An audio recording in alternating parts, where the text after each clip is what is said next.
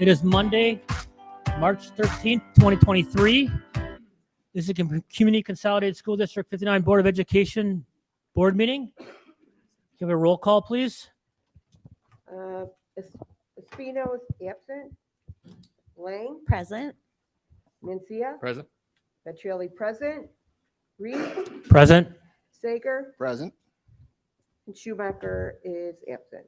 Okay, I just want to remind all board members to make sure you turn your mics on when speaking. Can we please rise for the Pledge of Allegiance?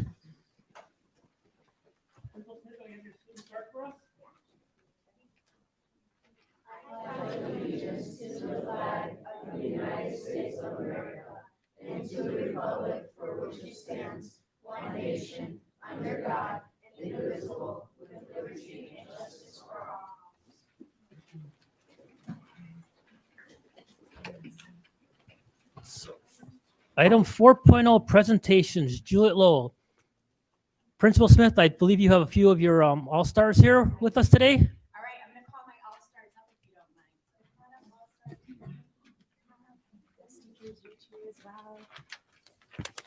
All right, you guys, I'm going to have you stand right here, Dominic. And Jerome, you stand right next to Dominic. I'm going to face this direction. You guys want to? Okay. All right, come on over. All right. My name is Lily Smith, and I am the proud principal at Juliet Low Elementary. Mr. Gray, are you able to? Thank you so much. I appreciate that. I'm here tonight, and I have a wonderful presentation set up for you guys. But before I do that, I want to acknowledge a couple of people. I have Mr. Meza, who is our assistant principal. And then we also have Mrs. Blackhall, who is a strong community collaborator. And then tonight, we want to also recognize behind me, they're hiding back here, are the fabulous teachers. We have Mrs. Party-Walla, who's our first grade teacher. We have Mrs. Boricas, who is our ESL teacher. We also have Mrs. De La Torre, who is our community outreach person. And so tonight, our presentation is about service learning through our community connections. Excuse me. And so what we hope to bring to you is to show you examples of how we bring service learning and servant leaders to our schools so that our students have an opportunity to look at this in a different light and to make an impact. So two of the consistent ways that we like to do that at Juliet Low is through our Veterans Day Assembly, as well as our food donations. And these guys here, they're going to introduce themselves to you, and they're going to tell you a lot more about that. Okay? So Dom, you're going to be up first. Come on over here. And then Jerome, you want to be right next to him. Hi, my name is Dominic Adamo, and I'm a junior principal at Juliet Low Elementary. Hi, my name is Jerome Matalis, and I'm a junior principal at Juliet Low Elementary. You might be wondering how we got to be principals. Well, it all started when we won Principal for the Day from a PTO fundraiser. However, Ms. Smith and Mr. Meza thought instead of this being a one-day event, they decided to put us to work on one of the most honorable days at school, and that is Veterans Day. After observing classrooms, our jobs were to go over our special day and make sure our school looked presentable to our community guests. We helped decorate a wall along with Miss Blackhall. Miss Blackhall is a parent in our school community who is an expert at taking pictures. Today, it is one of our favorite spaces at Juliet Low. We'll have a chance to show you how it comes together in just a minute.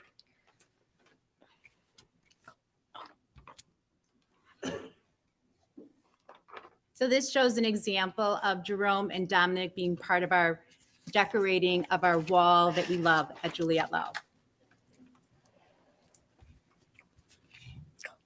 Finally, we prepared for our presentation for the assembly, and we honored our community guests on Veterans Day. This day included students, family members, and the Grand Master Chief, Tony Corey. As promised, here is a video showing our favorite space at Juliet Low, and we also like to acknowledge Miss Blackhall, who is here with us and works hard on this project to bring this together for our school and community. Mrs. Blackhall, would you mind standing up and just giving a wave?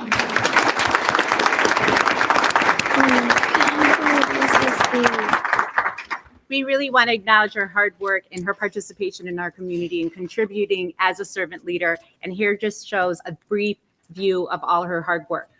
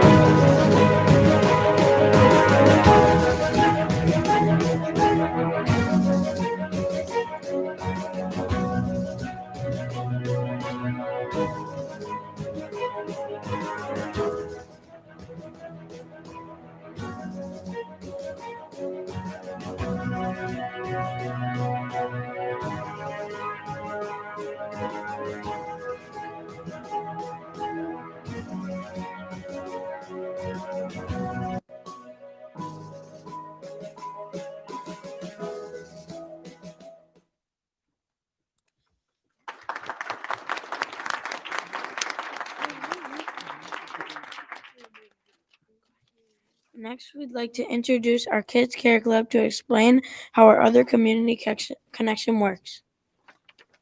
Hello, dzień dobry. My name is Hannah and I am a third grader. Hello. Hola. My name is Ashley and I'm also a third grader. Did you know 1 out of 9 children in Illinois face hunger? 16% of families in the northwest suburbs experience hunger. This is a sad statistic. At Juliet Low, our Kids Care Club is led by Miss Partiwala and Miss Barriquez. Our teachers wanted to do something to help make a difference in our community. So they teamed up with Miss Dela Torres, who connected them with 2 great sites in our community. In the fall, our first and second grade Kids Care group helped to bring awareness to our school about how we can help fight hunger in our community. The Kids Care Club made posters and made videos about how we as a school can help. They collected food and donated it to the Mount Prospect Food Pantry. In winter, our 3rd, 4th, and 5th grade Kids Care group brought awareness about the cereal boxes domino challenge to help the food pantry that is so close to our school. We began collecting many food items along with cereal boxes. We used the cereal boxes for our domino challenge. The donations collected in winter were donated to the food pantry at the church in Incarnation in Arlington Heights. We would like to thank Mr. Wu for providing the food pantry in our community and allowing Kids Care to be part of a great cause. This shows an example of our cereal knockdown domino challenge that we did this year. And then after this video here, we have another one that shows our last year knockdown as well. 1, 2, 3.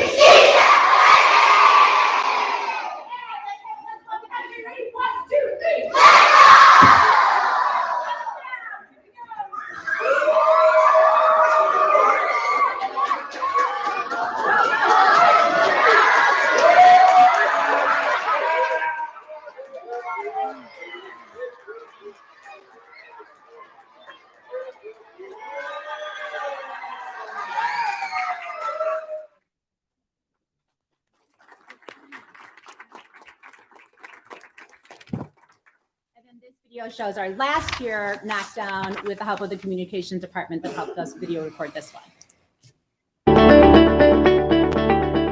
Many students in the entire building donated lots of different boxes as well as any kind of food to go to a local food pantry to make sure that those that are in need can receive the food that they need. The biggest thing is that we're going to have to knock these down. Are you ready? We're going to receive the credit on the count of 3. You ready? 1, 2, 3.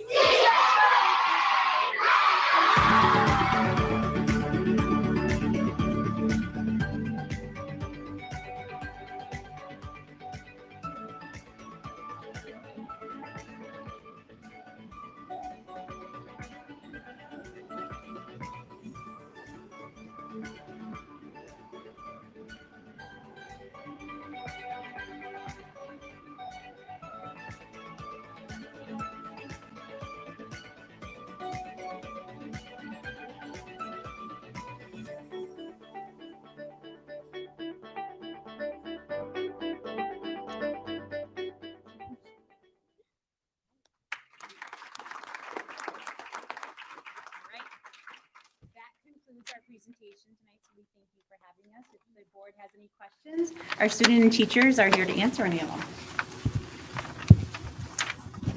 So, yeah, for the junior principals, how did you get to be junior principal? We won. won our PTO funders at the start of the year. It's like a raffle that we do at the fundraiser. Okay, so it was a raffle. Yeah. And what was the best part of being junior principal? Having the walkie-talkie. Having the walkie-talkie. I saw them in the pictures. Yes, yes. Did you get to use the walkie-talkies? Yes. Yeah. So I have a question for you guys about your Veterans Day. Were you guys able to talk to or hear from any real life veterans? Yes, Tony Corey. Is Tony Corey someone from our neighborhood or our community? Don't know. So he is, Tony Corey is actually Grandmaster Chief Tony Corey, and he came to visit our school through an organization through the Northwest Veterans. And he came and he had a spot available during that day, and he was able to give a speech to the kids as well as go to each of the classrooms and read in a couple of classrooms too. If I can make a quick comment, the thing that impresses me the most is that, you know, Dominic and Jerome, is that you're being leaders right off the bat. You're starting, you know, you guys are showing some leadership skills and you guys are being really good role models. And then Hannah and Ashley, is that you're giving back and you're helping others and you're being role models that way. So all of you guys are being leaders, you guys are being role models, you guys are helping others.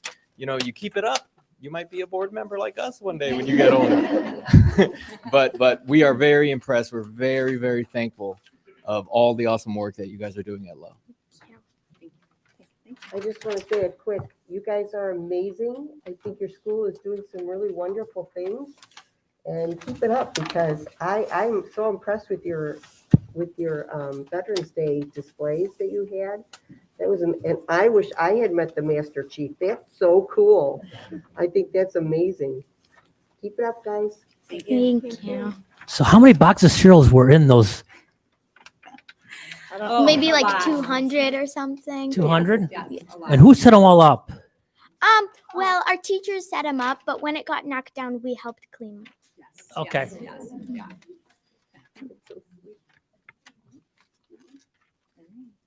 Does the board have any other questions? Okay, before you go, you have to come up here and get a picture with us. You know that, right? Yes. And parents, please feel free to take the pictures as well, too.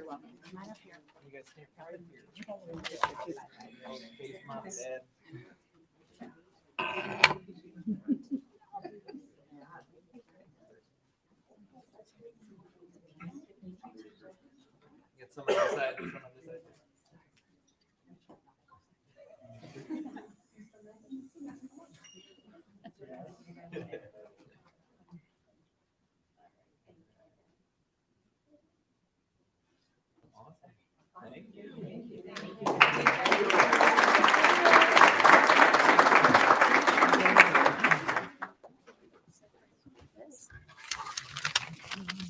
We'll come this way.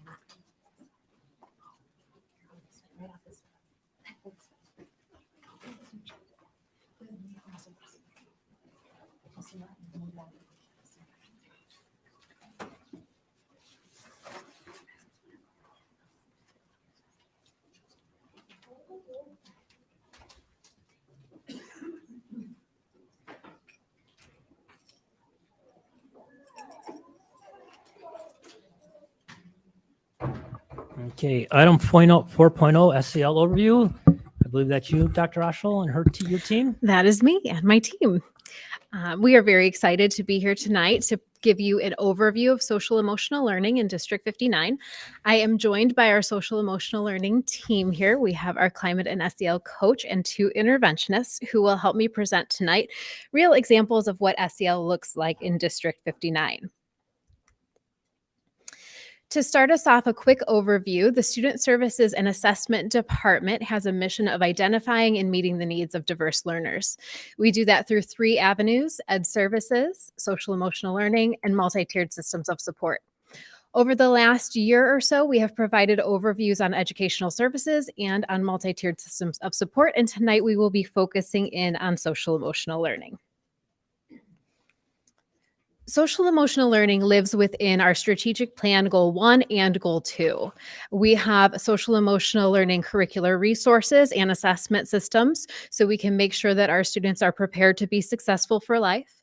We also have systems of intervention for behavior and social emotional learning, and we strive to make sure our students' well-being is providing social and emotional and health support in school each and every day. And social emotional learning is also a way to increase ownership, engagement, voice, and choice for our students. Social emotional learning is the process through which all young people and adults acquire and apply knowledge, skills, and attitudes to develop healthy identities, manage emotions, achieve personal goals. It's how we show empathy for others, how we maintain healthy relationships, and how we make responsible decisions in our life. It is very important for our school system because it also helps to address inequities. By providing ways for students to advocate for themselves and their needs, we create just and healthy communities. We have a policy for student social and emotional development, which requires us as a district to incorporate SEL into the district's curriculum and other educational programs in a way that is consistent with our mission and with the goals and benchmarks of the state of Illinois. So we are going to provide for you the Illinois State Learning Standards for Social Emotional Learning. This is one of 2 frameworks that we use to develop the lessons that we teach students and the topics that we focus on. The standards fall into 3 main categories, which the state of Illinois calls goals. The first goal is in self-awareness and self-management. The second is in social awareness and relationships. And the third is in responsible decision-making. Now, these look different at different age stages or levels for students, but all work towards the same goals. In addition, we have a second framework that we use, and this comes from CASEL. CASEL is the Collaborative for Academic, Social, and Emotional Learning. It is located here in Illinois, but it is one of our national frameworks and advises schools across the country in social and emotional learning. The CASEL framework is divided into 3 areas. So if you take a look at what they call the wheel, which is shown here, we have 2 categories in orange, self-awareness and self-management. Those are the same as goal 1 that we just saw for the state of Illinois. We also have the categories in green, social awareness and relationship skills. That's the same as Illinois' goal 2. And responsible decision-making, the same as Illinois' goal 3. So both of those frameworks can be utilized for us to plan appropriate social and emotional learning for our students. The way that we deliver social and emotional instruction in District 59 is really through 4 main routes. First, we have community building. We need our communities to be healthy and safe in order for students to learn. So this always comes first and is a foundation for us. We achieve communities that are healthy and safe through practices like circles and using restorative practices. We'll hear a little bit about that in just a moment. The second route is direct instruction. In our district, in kindergarten through 8th grade, we have designated time on Wednesdays for all students to receive direct instruction in social emotional learning. That's where our lessons take place. Direct instruction is also achieved by our interventions. So when we have students whose behaviors demonstrate or whose survey data demonstrates that they have additional needs, we provide intervention which has direct instruction in skills that can help them to be more successful in school and in life. The third route with which we deliver social emotional instruction is through what we call integrated instruction. This is where, through all subject areas, we are able to reinforce social and emotional skills. We practice through the activities that students engage in all subjects. We give reminders, prompts, and positive reinforcement for those pro-social behaviors. And the final way we deliver social emotional learning is through our disciplinary practices. When we have incidents in school where behavior is inappropriate, we use that time to make sure we are teaching students skills that can help them prevent that behavior in the future. So those are the 4 main routes to social emotional learning in District 59. Now, to help provide examples of those 4 types of instruction, I have with me an amazing team. Unfortunately, Ashley Robertson, who is our Director of SEL and Student Equity, is under the weather this evening and couldn't join us.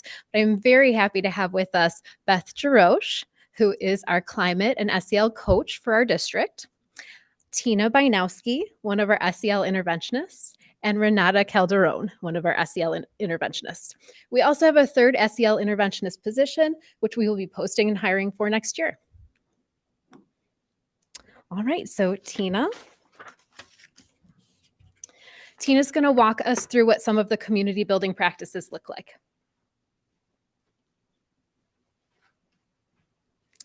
Hello, good evening.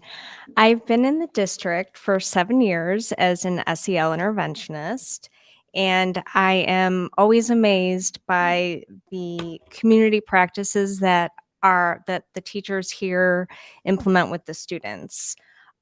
Really, the relationship is the key component to all of that.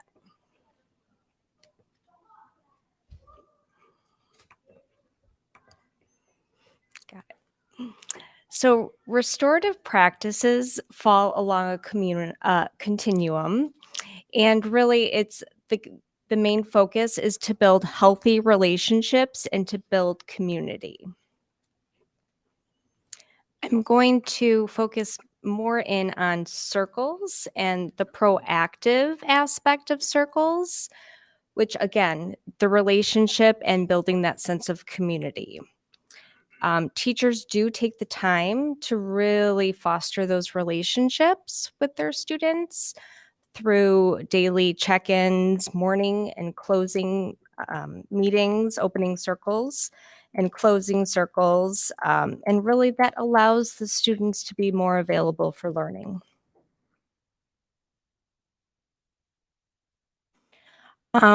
Furthermore, establishing the norms and agreements collaboratively with the students allows students to take ownership, and underlined within is the SEL competency. So when students work together with the teacher, there is that shared ownership, and it helps them to build relationship skills in working together and coming up with something that they all agree on. This is an example from the Frost third grade classroom where the opening circle is a part of their daily routine. So that consistency really helps shape and build that trust. Responsive circles, in addition, help to repair, to restore that trust, that sense of community.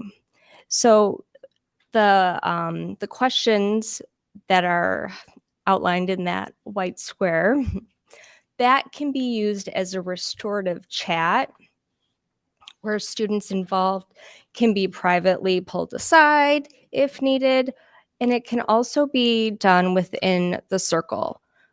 So all participants are a part of that.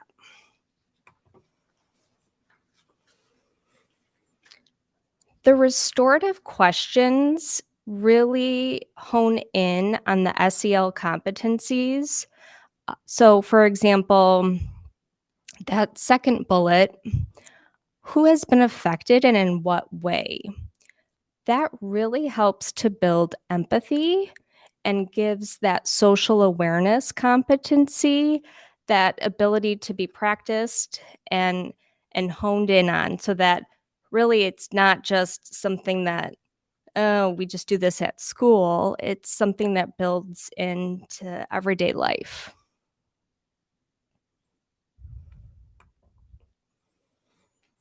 And these are just more questions that further outline the SEL competencies.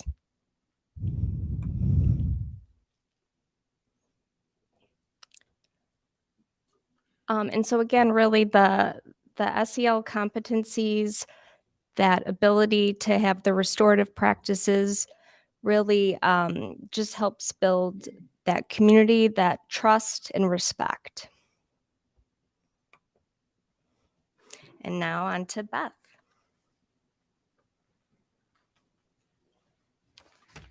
Good evening, board members. My name is Beth Jarosh, Jerish, one of those very well-known names in this area. I am the new SEL coach with District 59. This is my 16th year in public education, and where my wonderful counterparts have a lot more social work backgrounds. I have a teaching background. So I have a teaching and then a coaching background, and I'm so excited. My kiddos will be starting in this district next year. I just registered my kindergartner, my soon-to-be kindergartner. So I'm deeply invested in District 59 and happy to be joining this wonderful team. A majority of my work, I put this slide up. This is the classroom and climate management plan that all teachers work on either developing if they're new to the district. I went through the process myself, imagining I'm still a third grade teacher. How would I flesh out my classroom climate and management plan as summer ends and I'm starting a new school year? And so this is what all teachers go through. They have this as part of their professional development over the summer.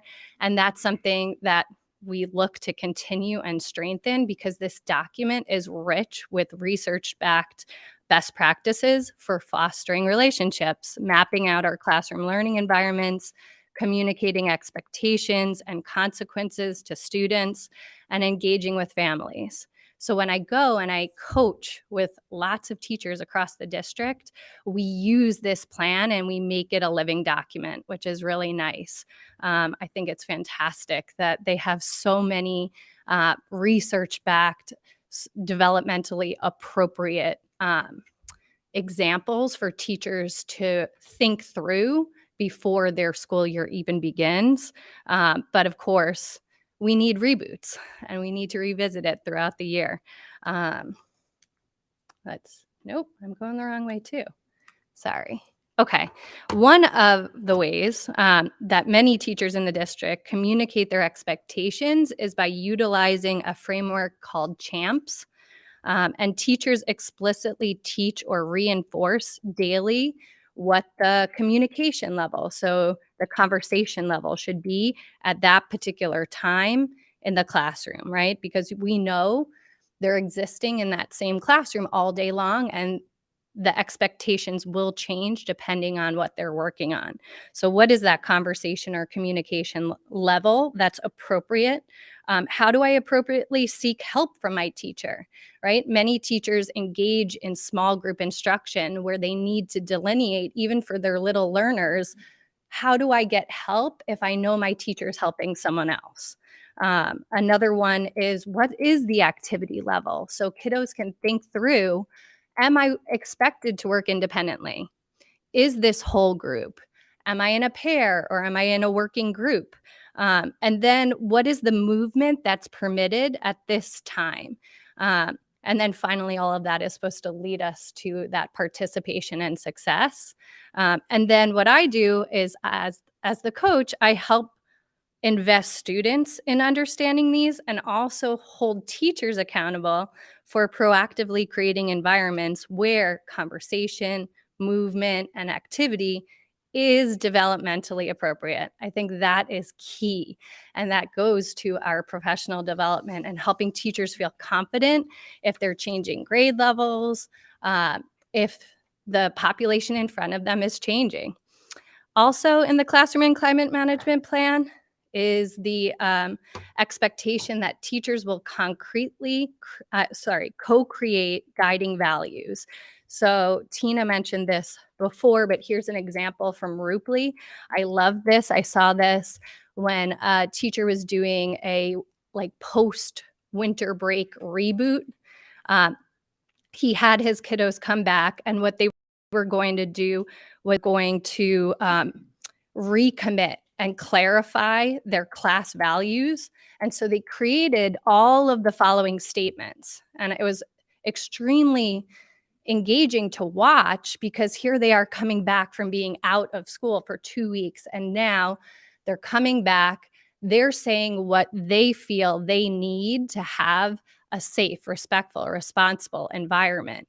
And then that teacher was using it daily for the kiddos to choose a goal and communicate that with their parents via Seesaw. And I thought, oh my goodness, this is what we need everywhere, right? This is how we make these documents living. And then for the direct instruction portion, just to hit at, we do have very clear lessons that stem from the classroom and climate management plan, where the expectation is that all teachers will teach and reteach lessons on consequences. So after creating values and setting clear rules, they then become very explicit in both what intrinsic and extrinsic consequences would look like in their classrooms. I love this example. I've been in many classrooms, obviously. And so I see all of these consequence posters that stem from our classroom and climate management plan. And I asked Alyssa Jelke, who's a second grade teacher, I said, I need yours because it's super hard to see the red. Her positive consequences say things like feeling good about your work, accepting a compliment, making others happy or excited. Maybe your teacher is going to smile at you. You're going to smile at someone else. You're making your family proud. You get feedback or positive notes or calls, right? But on the consequence side of it, and this looks different across schools, they talk and they use their behavior reference guides, but hers say warnings, problem solving, practice. And so it's with that growth mindset that you can frame so much else. But I think this is kind of the model of where we want our students to be to develop respectfulness, responsibleness, resourcefulness, and resilience. And I could go on and on. Okay. Some of the very clear examples of taking abstract concepts and making them concrete. That's the work where they can request me on, the SEL request log, and they'll say, I want you to come and I want you to do a 4-week session with me and co-teach, or I want a longer, or I just need the resources. And I'm there. Like, this was a 3rd grade teacher at J. She was amazing. And she said, I need to find a way to address gossip. I need to find a way to address the joking that's going on that isn't joking with my boys. And so we sat down and we connected it to the CASEL competencies, and we put together a 1.5 month long unit where we were going to make these concepts concrete. And so here are her kiddos. This was one of the culminating activities where you squeeze the toothpaste out of the tube as you are reciting very age-appropriate, unkind words that you hear on a daily basis that change you, right? So now you have this heart covered in toothpaste. And then how do you put it back into the tube, right? So they're working feverishly to try and scoop there. He's like, what? I'm scooping this toothpaste back in. And we talk through, what does that do to your heart? What does it do to the hearts around you? That we can't truly ever repair all the harm that's done with words. So that kind of concrete, making that abstract concrete, is what I live for. I love that. And then I brought in an amazing 4th grade Juliet Low teacher, Liliana Mora, to kind of just speak through, from a teacher's perspective, what this means for her classroom community. So I'll turn it over to her. And she's being very modest. Even though she's new, she's rocking it. That's all I can tell you. Okay, I'm telling you. I'm blessed to have her in our school. Well, good evening, board members, Dr. Breshahem, and members of the community. My name is Liliana Mora, and I am the 4th grade dual language teacher at Juliet Low Elementary. And I'm here to celebrate my students' learning, basically. As we can agree that math, reading, science are invaluable areas of learning. However, I do believe that SEL is essentially important, right? Because we're not only learning about our student as a whole, but we're also building a strong and welcoming community, right? So for example, in this particular SEL culinary activity, My Mouth is a Volcano, we learn to manage our behaviors, such as the impact of interactions and interrupting of things that we do in the classroom as respect, in order to value and respect each other's views and opinions. After this lesson, we're able to bring it to the next level so that we were able to earn a creating a volcano model after 15 days of no interruptions in our classroom. So that was really kind of cool for the kids. They actually were able to see something tangible and really see how the lava represented the interruptions, but also see the effects of that in our classroom, how it can actually destroy whatever it's in its path, which could be relationships or what have you. And they were just, as you could see in the pictures, they were excited about that activity. So basically, they learn how to be respectful and learn how to listen to each other. And in closing, SEL is definitely essential into building successful kids. Thank you.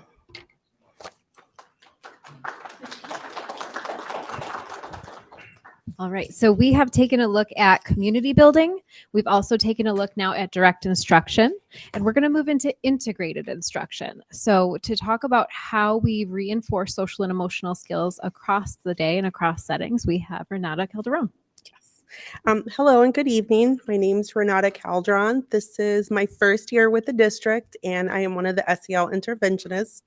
One of the many ways that we support the district with SEL is integrating instruction in the classroom. An example of that is a recent SEL lesson that I taught out in an 8th grade ELA class, where they were learning a unit on conformity, group mentality, peer pressure, in other words. So this was a really great lesson that tied in those things. We focused on the impact of following a group and how it really does change your behavior depending the numbers that are around you, which applies very well to 8th grade students, as we know. Students learned also about the different processes that go on in the brain, things that are really important for them to kind of connect those dots of why do we do what we do. Let me go back. One more thing. So one thing that really stuck with the group was that it only takes 5% of a group to change the behavior of the other 95%, which was really interesting for the students.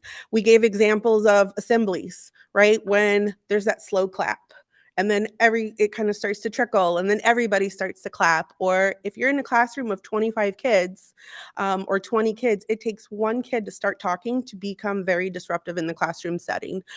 So that was a really great eye-opener of just connecting those facts and just the things that go on in their brains, right? We're hardwired to travel in packs. Kids don't always know why they behave the way they do when they're with certain people. So this was a really great lesson focusing on those things.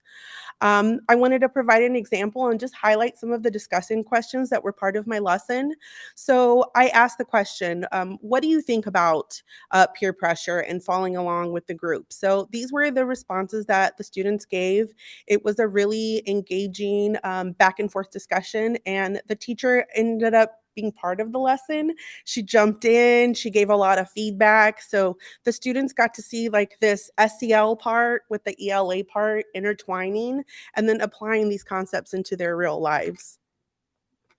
Another example of a discussion question is just asking questions of why do you think kids go along with the group? And if you look at the responses, a lot of kids openly admitted we go along because we don't want to feel left out. We don't want to not fit in. We go along so we can blend in with everybody else. So that was a really big eye opener, and it was a really great discussion. So I use Pear Deck to teach out a lot of my lessons, and you can cast the responses. And it stays anonymous. There's no names that show up. So it's a really nice way to engage students in a discussion for those who may be a little too shy to raise their hand and share verbally. So this is one of the strategies that I use when I teach SEL in the middle school setting, just so kids can see what other kids are thinking, because there's always those kids that are too scared to ask, but everybody's thinking the same thing. And I also just wanted to share feedback from the teacher after I taught the lesson. It was a really great experience, one of many that I've had in this really great district, where a teacher will reach out and say, hey, I'm teaching this lesson on this. Is there anything that you can do to tie this into real life? So this is just one of the examples of that teacher feedback. And now I'd like to pass it to Dr. Ossel to talk about our discipline practice and restorative practices.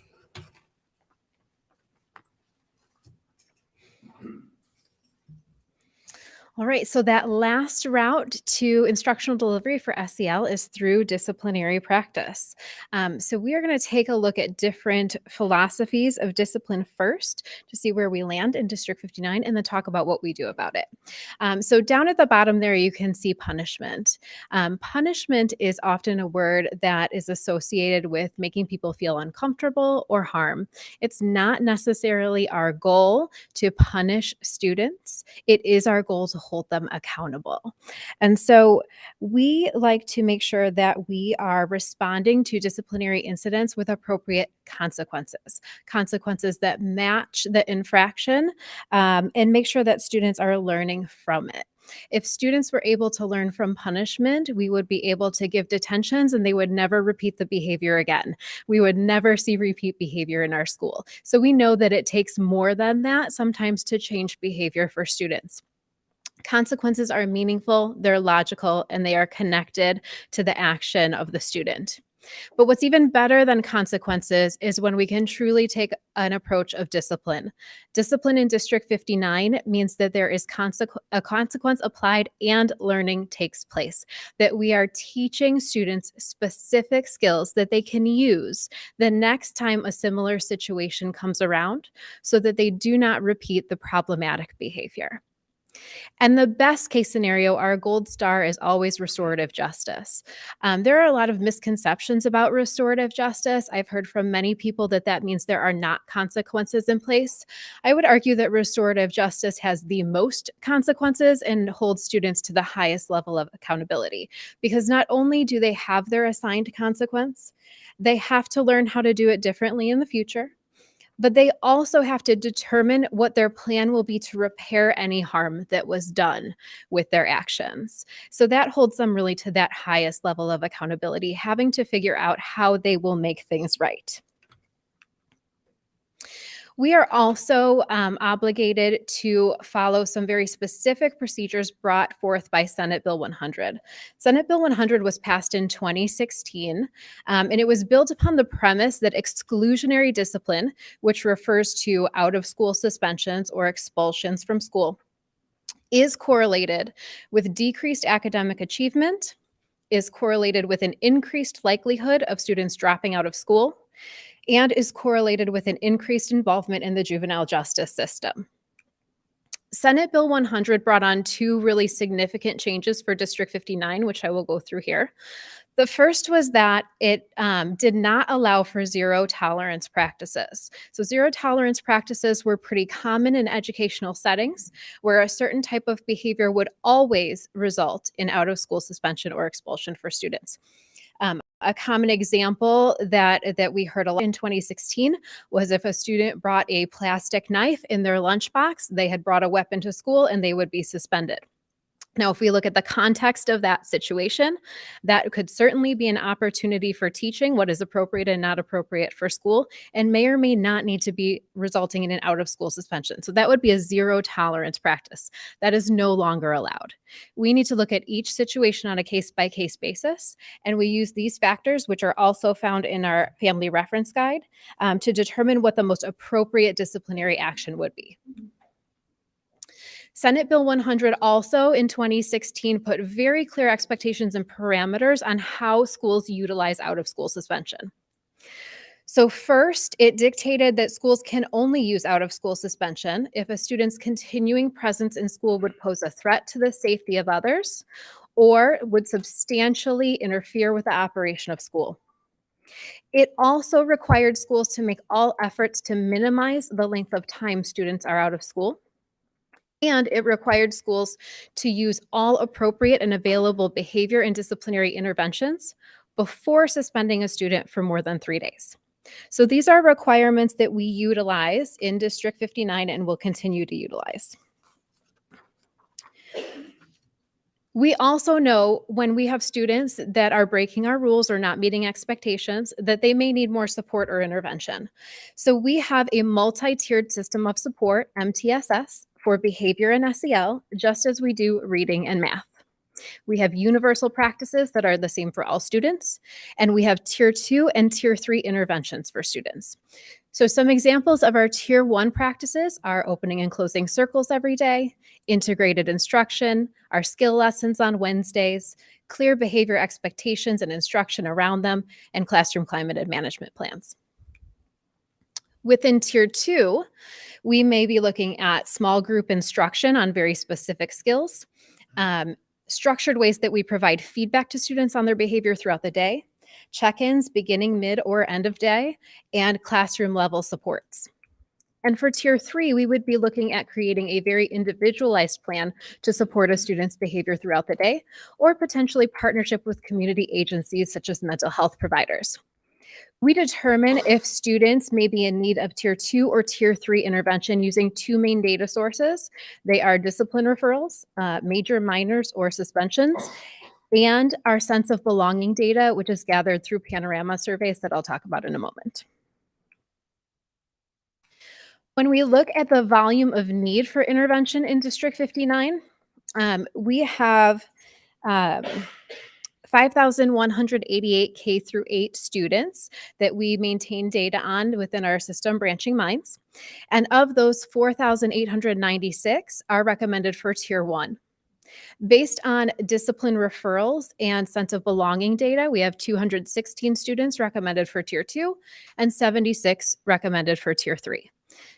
Just like with math and literacy, we look for this to be about 80% needing tier 1, 15 in tier 2, and 5 in tier 3 to determine if our system is healthy and our numbers in tier 1 exceed that. In regards to behavior and SEL intervention provision this year, we have made a district-wide goal to meet the needs of all learners who are indicated as needing behavioral or social emotional intervention. We are still working on that goal. Right now, if you take a look at our numbers, 82.5% of the students who have an indicated need for intervention are receiving it. They have documented plans in place. We are working for the other 17.5% of students who have indicated needs to get their interventions in place as well. That may be because they were recently identified and we are creating the plans, and it may also be that there are plans in place that are not documented. One of the ways that I mentioned that we determine if there are intervention needs is through our panorama surveys. Twice a year, we provide surveys for all of our students K through 8. Our 3rd through 8th graders take them themselves, and our K through 2 students, our teachers rate the students. And so this tells us how our students are doing in many aspects of social emotional learning. What I have for us today is just from our recent data set. We just got the results back. We're going to take a look at sense of belonging data. There's much more data we could show, but in this overview, we're going to focus on this evening. So right now, what you're seeing is our 3rd through 5th grade students, our elementary students, sense of belonging data.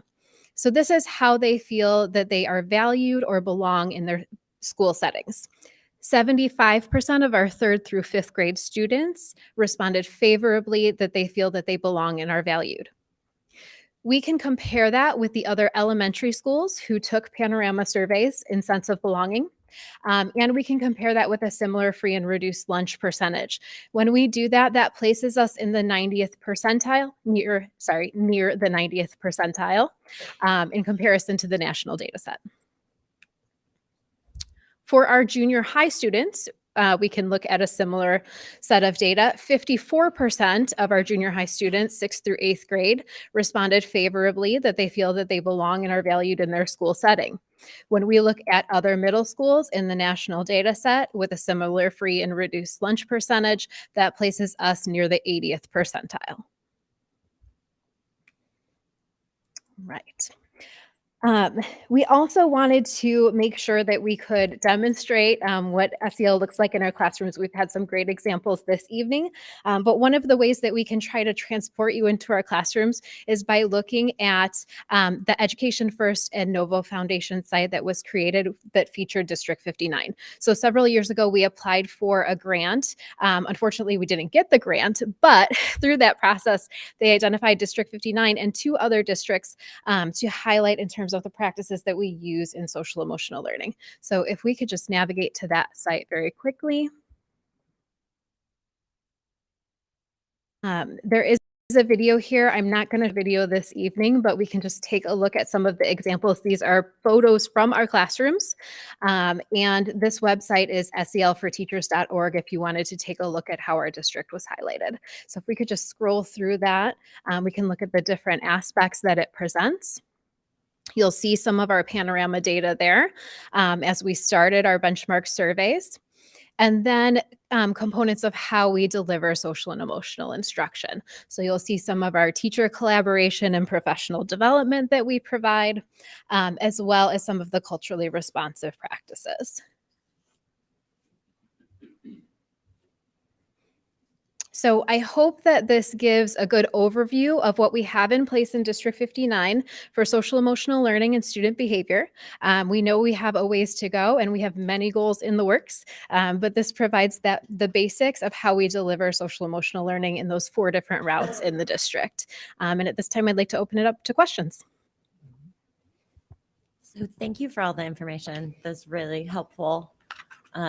And appreciate all the practical examples too that do help bring the theory to life for us. I think the piece of this I am trying to wrap my mind around is how districts in general, not just our district, have had to adapt to the Senate Bill 100 and what the biggest challenges coming out of that are, because it strikes me that there's a lot of positives to that of like, we're not sort of sending kids down a pipeline that it's hard to return from. And at the same time, I'm wondering how we deal with serious behavioral issues that might not otherwise be the responsibility of like our staff at the school who have a lot of other jobs. So if you could sort of address the challenges posed by that and how we're adapting to them. Sure. The changes in Senate Bill 100 really required districts to determine what their alternatives to suspension would be.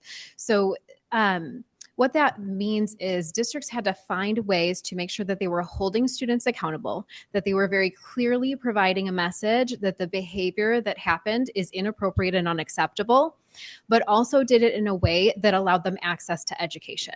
That is one of the main underlying premises of Senate Bill 100.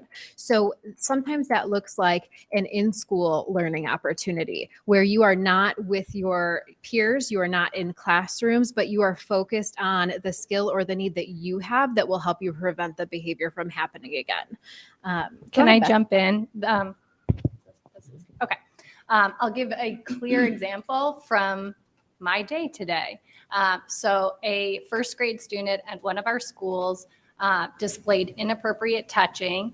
And after the administration went through the process, they deemed it necessary to have a 1-day in-school suspension. But with that restorative piece, they then reached out to me and I was able to come, and I was with that kiddo all day today, and we were doing that skills-based reteaching around. We were learning not to be personal space invaders. We were learning that it's not always okay to touch, and we were doing it through social stories. We were role playing. Then there were pockets of time where we were completing our classwork at school in a separate location, right? And so he's relearning how to re-enter his classroom in a safe way. And then we were hitting at that last piece of how are we going to repair this harm? So our last social story and our role playing together was around what he was explicitly going to do to try and mend the harm and to provide sincere apologies and then re-enter. So tomorrow I will be following up in the afternoon and checking in and being that guidepost. And so that's a very elementary example, but that's what some of the in-school suspension work would look like to be more restorative, to provide the teaching and then the opportunity to mend harm. So as a follow-up of that, so will you follow up with that student numerous times to make sure that they've, it won't be like, hey, one day in, at a classroom, one day follow-up, but there'll be additional follow-ups with that student to Yes. kind of reinforce that kind of the part of the repairing and Yes. We were sending social stories home at home. So I'm making those connections. This particular student, I was at his parent conference. So if there are like higher needs, I'm definitely there to do that work. And then I look through Branching Minds very carefully. So I look through our referral data, and I'm trying to meet with teachers that I see they might not even know there's such a need. So I'll seek them out if need be. Thank you, Beth. And one of the pieces, so from that, now that student has had a disciplinary incident, and so the next time we tier students in Branching Minds, that student may come forward as someone who is in need of intervention. We can look at the history, we can see what the issue was, and we can put intervention in place, which is another way that we would come back to it and make sure that we're making improvements.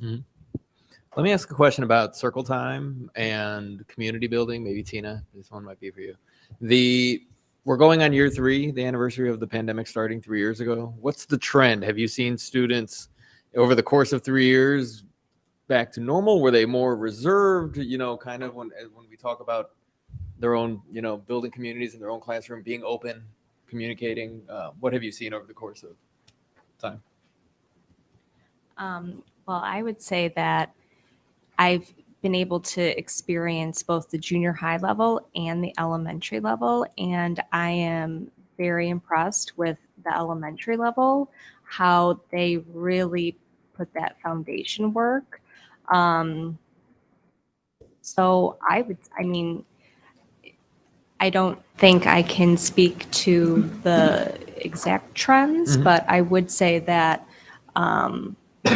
elementary teachers are very devoted, and they really put in that time to build that community and those relationships. And really that's the foundation. So I think the circle building is really pivotal. Good. I have another. Or do you want to go? What about bigger picture wise for the group? Adoption of these techniques and things. I remember even myself growing up, I would get in trouble and Robert out, and in the hall, and there was no restorative practices or anything like that. I was just out. So are we seeing from the adoption standpoint with the staff of kind of new training, how's that adoption piece working as far as? It's definitely a process. So we have done restorative practices training in our district for several years.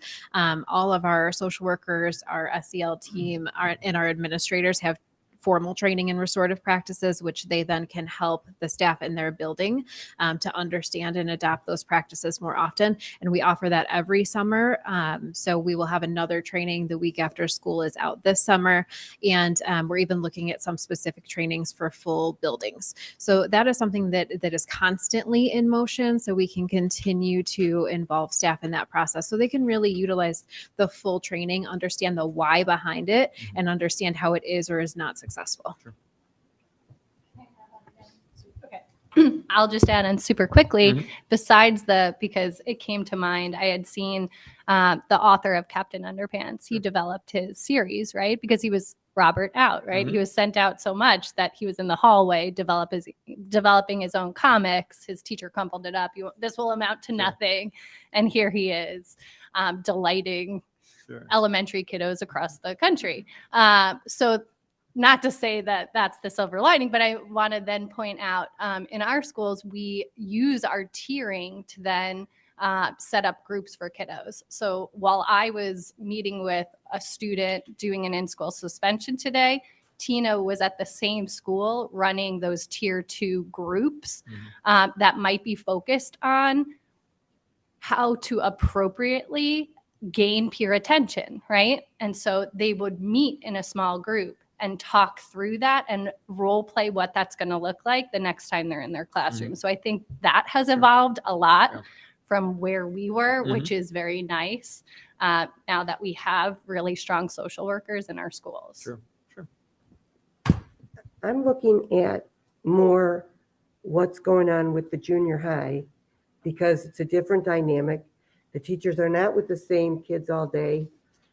There's different configurations in the setup of the school day for the kids as well. And I know we have more issues in the junior highs. So how is this effectively helping those kids and those teachers to be able to have a successful school day? So in junior high in particular, we are right now in the process of reviewing our junior high curricular resources and what we use for social emotional learning. This year is the first year that we have had dedicated time for lessons every week for junior high overall. And so we know the need is great. We know that our adolescents, regardless of the pandemic or not, being an adolescent is extremely difficult, and it is a time that we need to bolster social and emotional skills across the board. So that is part of the reason that we advocated for that structure and that schedule change this year. Now we need to get more strategic with what we are teaching and when across the 3 grade levels. So that will be the work happening behind the scenes right now and going out to teachers next year. In terms of behavior intervention, we are working with all 3 junior highs to make sure that they have what they need to implement appropriate behavioral intervention and that they are looking proactively. We have students that very clearly demonstrate that they need intervention. We also have students who have panorama scores that might indicate that down the road they're going to start struggling. So we can put those things in place now. So those are all a work in process for junior high, and it's something that is ever changing. We will never have a point where we have the solution for junior high behavior because adolescents are always evolving in what they need and what they're doing. So we will have to constantly look at what are our kids telling us? How do they have voice in this process? What are they telling us their needs are through their surveys, through our conversations, through their behavior? And how are we going to respond to that systematically and individually for the really significant needs? We have very low numbers of students who are experiencing behavior issues. However, those who are experiencing issues have very big behaviors. They are intense and there are significant needs. So we have a lot of professional learning, coaching, and system building to do to make our junior high system stronger. But all of those are in the works. I can also speak a little bit to that in the middle school as well. The way I provide support is I attend team meetings. I get lists of patterns and trends of what's going on. I develop lessons that teachers teach out, and I also provide teachers with resources. This is what I'm working on with your student. This is how you can reinforce and support this in the classroom. I go and model the behavior. So the skills are also passed on to teachers as well to be able to support students. And then just really quickly, I want to shout out Grove this year. Grove is coming a really long way with their SEL.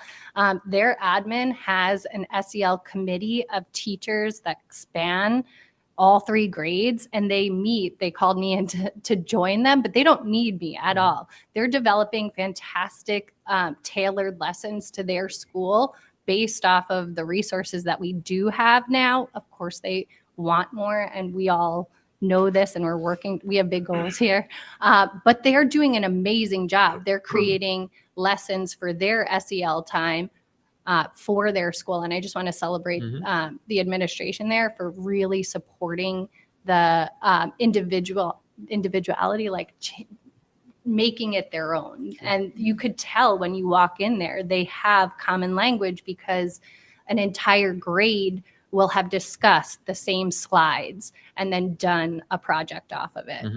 So it's really, they are coming a long way.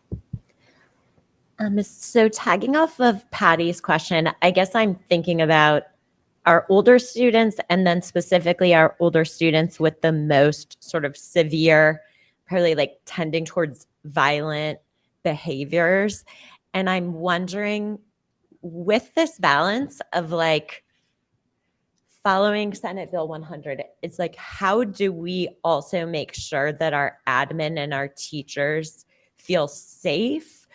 Because it seems to me there's this really tough line of like, until there's a physical threat of safety, and we all know that's very fact specific and people interpret behaviors differently. So like, how do we feel confident that our staff and our admin are safe in those more violent situations? So I'd first just like to clarify that Senate Bill 100 does not and never has eliminated our ability to suspend or expel. So we have all of those same tools at our disposal as needed in the very rare instances where we have those extreme behaviors. The most important part is that we have to apply all of those other proactive pieces, restorative pieces, and instructional pieces, because behavior is learned. And it is the way in which our students are communicating with us. If I could just point out that panorama data, there is a significant decrease from elementary to junior high in the sense of belonging. And that is a national statistic. So we have to operate differently. The adolescent mind at that age level is a very specific set of learners. So those people who are middle school educators, there is a specific set of things that they need to know and understand developmentally about our students as they are progressing, gaining independence, etc. So I think it's a culmination of administrative supports. I think it is the proactive nature that we have in place through our systems that I think were just really clearly outlined and absolutely celebrated through what was just shared. But there is accountability. There are alternative resources for us, for students who cannot thrive in our general population. And our hope is always, even when students have to exit our general population, the hope is to always have them return through instruction, supports, interventions. And I think that is the biggest shift in Senate Bill 100, is that we don't just have an action and then dismiss children, because it is learned, and it is something that we can be by building the foundation in elementary. We're going to see that rise up as we continue to provide that through our junior highs. So I think it is, that's an often a misunderstanding about Senate Bill 100, that, oh, now we can't suspend a child. That is absolutely not true. But those extreme behaviors, we have other levels of support. And I think that District 59 does an incredible job of taking them on an individual case-by-case basis, thinking deeply and working actively with the students, with the staff, with the families in order to best meet their needs, whatever that may be. And from a teacher perspective, the district is doing a good job providing district level PD around what would qualify for a threat assessment to be completed. And they were laying it out for staff very clearly and eliciting their feedback and making sure that they felt heard. And I think that's huge. I think just making the procedures that are sometimes behind the scenes more evident to teachers, they felt reassured. I was at, I take part in the teacher PD sessions, especially being new. I want to learn all of it. But I was sitting there saying, thank you. I'm so glad that they're seeing what is being done. And those assessments could be done for a whole host of different reasons, right? But I think it builds the confidence that the staff needs that, okay, it is being taken seriously. What I say matters. And they are truly looking into whether something is a verified threat, and then they would move forward. And that PD that you're referencing, is that like a voluntary PD, No, or they across built that the board? into across all schools as part of their PLT time, which was wonderful. So also in the interest of time, I know we could really go down the behavior and discipline piece. So we can always revisit that as another topic. We also have our behavior and intervention committee coming up this Thursday. So, and all of these fine people participate, and hopefully Ashley will be feeling better and be able to be there as well, where we go deeply into these topics and really talk specifically about what we do as a district. I think one of the things that I do want to mention that I think is part of this, you heard Dr. Ossel talk about Panorama and how we engage student voice actively, how we co-create classroom management plans with our students so they have ownership and that sense of belonging within their classrooms. So this year we started for the first time and we invited all of our student council executive board members from each of our 3 junior highs, and we met here with our SLT and with their principals and with their sponsors for student councils, and we had a very open and honest conversation with all 3 representatives groups from the junior highs, and we specifically talked about student safety. And the perception that our schools are unsafe is not at all anything that the students brought up. They were really quite proud, I think, of their schools and their sense of, they were very proactive in how can we even increase our sense of belonging. But they really came with great ideas and gave some honest feedback. And we'll be meeting again before the school year's out to bring them back and follow up with them as well. Because I think this active student voice is really an important part in this conversation, not just individual perceptions, but really what is actually happening out there. So thank you all so much. Incredible work.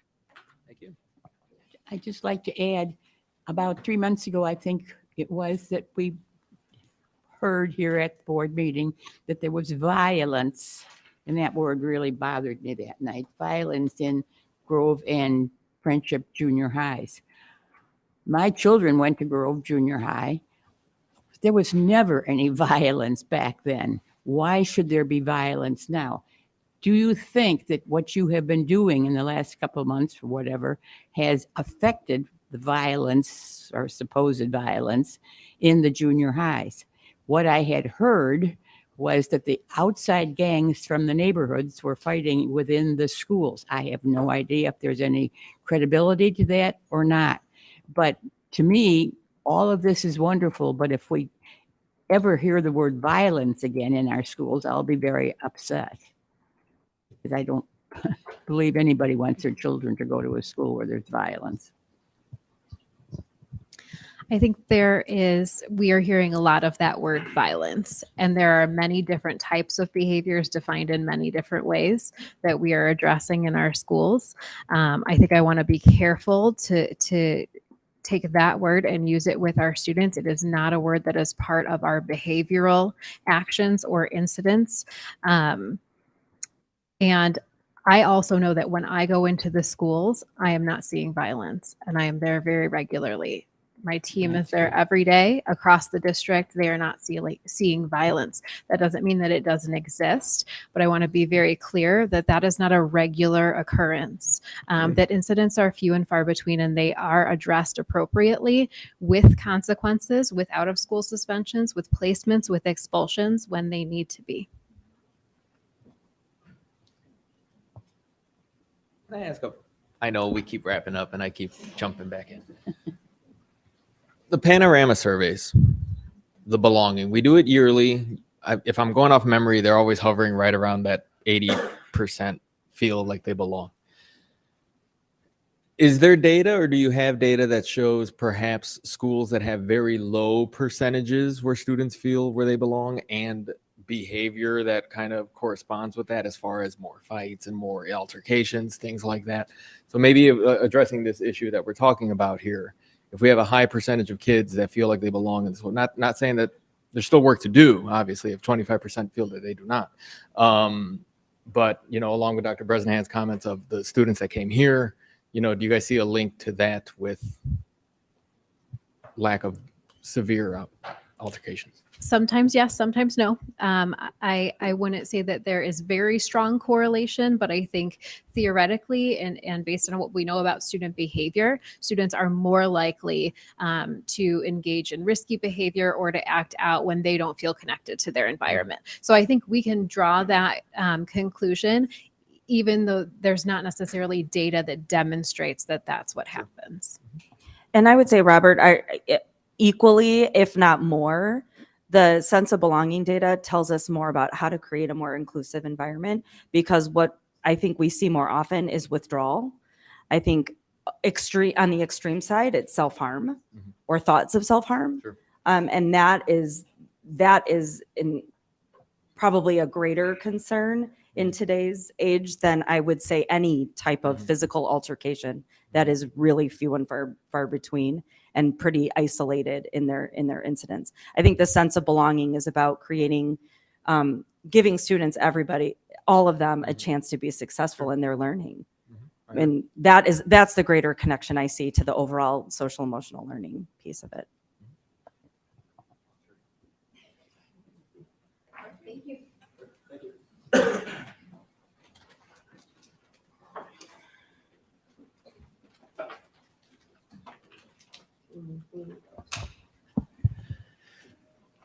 Item 5.0, comments and suggestions from the public.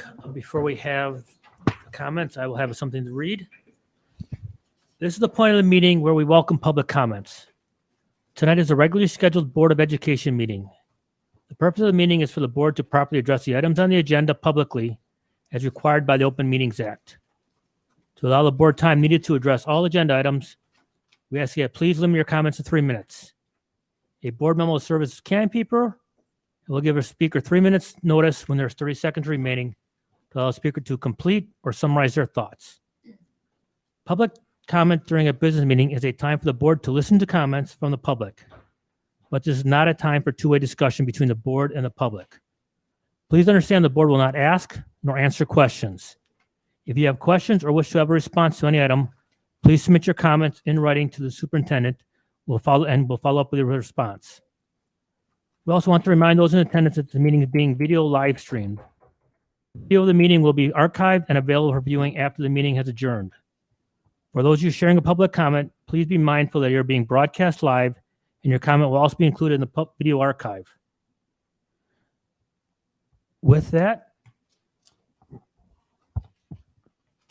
our first speaker is Barb Samaji.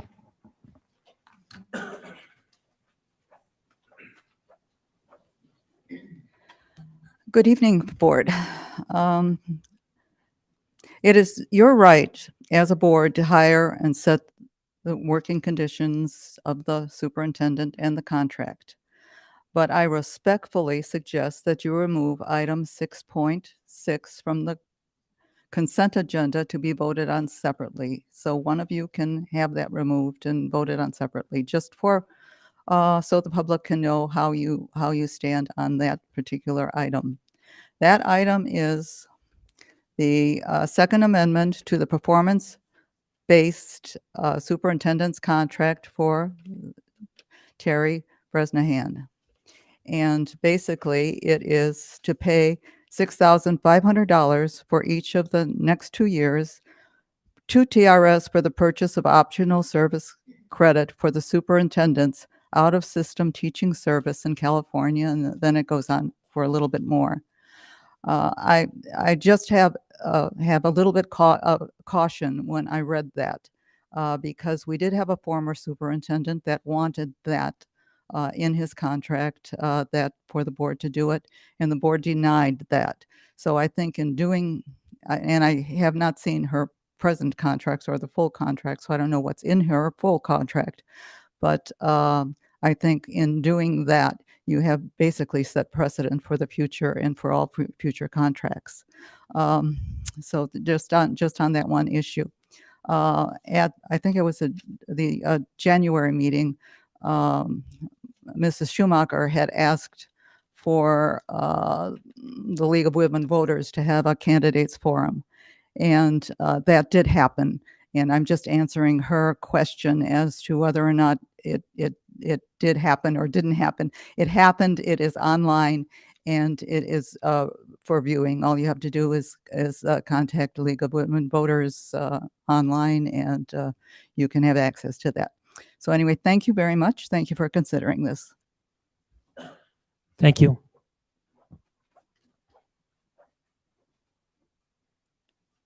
Deb Banky.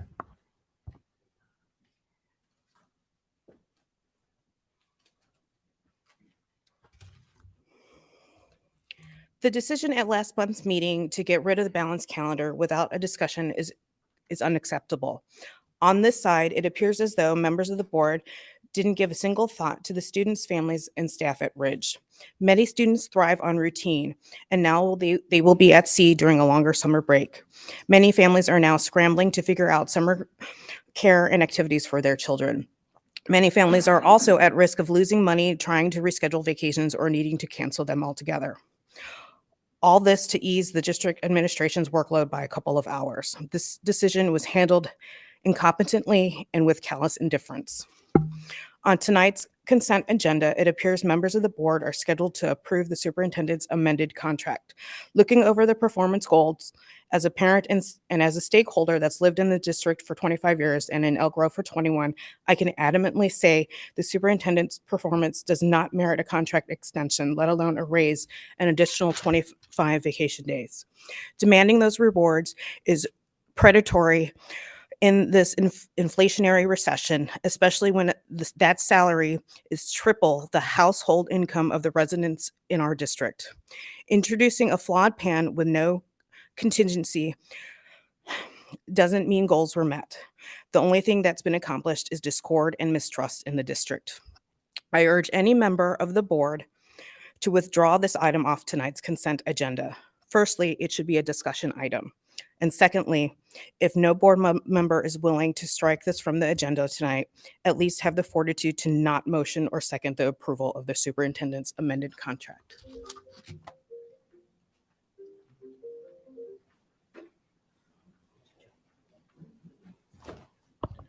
Thank you. Nicole Kissinger.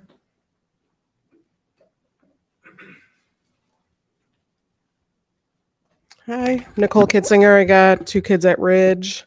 So a few things I just wanted to talk about tonight. The balanced calendar, excuse me, being removed from Ridge was a complete and utter disappointment and a disservice to the families who decide to send their children to Ridge, as well as the staff who work at the school. In the past, the calendar has been approved as late as April. I went back to pre-COVID times and looked at the agendas. Never did I see a calendar approved in February. Why such a rush this year? It was to get this board to approve the removing of the balanced calendar before a new board is elected in April. Now comes the review and evaluation for Superintendent Bresnahan, another rushed move by the board and superintendent to set the table for a new board to be elected in April. How can you, the members of the board, elected by the people in the District 59 community, continue to turn your backs on us, the stakeholders? For you to place item 6.06 on the consent agenda, paying the superintendent over $500,000 over the next 2 years without ever a discussion in front of the community, it's very disappointing. And to see at least one board member was not even aware of this, she did not understand how much the superintendent raise would be as recently as Saturday. Talk about transparency. If any other board members have yet to read item 6.06, it starts on page 231 of the agenda. Please read before you vote. As I mentioned before, I've been going back and checking pre-COVID agendas. There used to be special meetings held before the superintendent's evaluations where public comment was welcome to share how the stakeholders felt about the superintendent's performance. At least then the board could say that they were taking the community input into account before going into a closed session to conduct the review.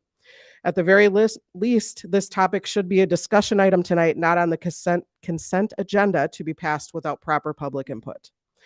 Also, every member of the board should know how much they are approving to allow the superintendent to be paid before the information was given to the public. If for no other reason than to at least look like you're paying attention, please take some time during the consent agenda to discuss in front of the general public how this decision came to be, rather than immediately voting on the topic of the superintendent's raise and contract extension. Okay, shameless plug time. Please remember that next Monday starts early voting, okay? I am part of the SOS59 parent group, and we are supporting TR Johnson, Sarah Zach, and Lucas Chesney. And also you can get their information on sos59.org and on our Facebook page, SOS59 parent group. 30 seconds. Thank you. Thank you.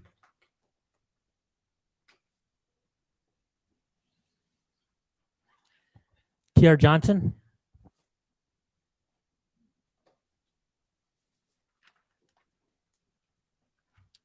Thank you. Excuse me. I'll be brief. I shared an email with all the board members over the weekend about this topic, and I always assume positive intent.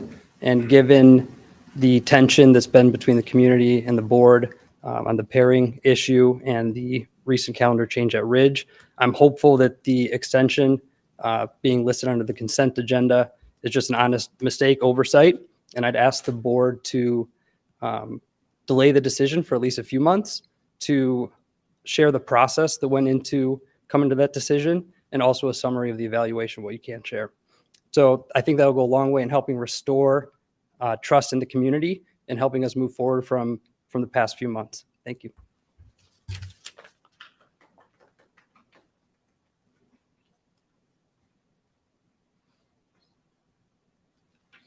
Sorry, I'm just finishing up my notes. Hold on a second. Sorry.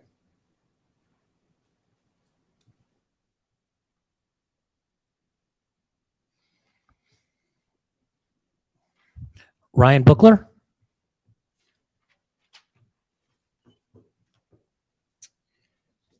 So the concept of Ridge School was a well thought out plan that the district and community implemented. There were many committee meetings and behind the scenes work to make it the great school that it is today. And to have a handful of people go against the community and the work that has made Ridge a successful school is unacceptable. Patty Petrelli, it's disappointing that you were not present for a critical vote on changing the calendar of Ridge School. On the zoning board that I sit on, a member cannot attend some meetings because of military commitments, but he always writes up a letter letting the community know his stance. You did not express your views on the Ridge calendar change, at least to my knowledge. When the board president would not let me speak because I arrived 3 minutes late, you sat there silently when at previous board meetings, you heard the board president allow others who had not signed in speak.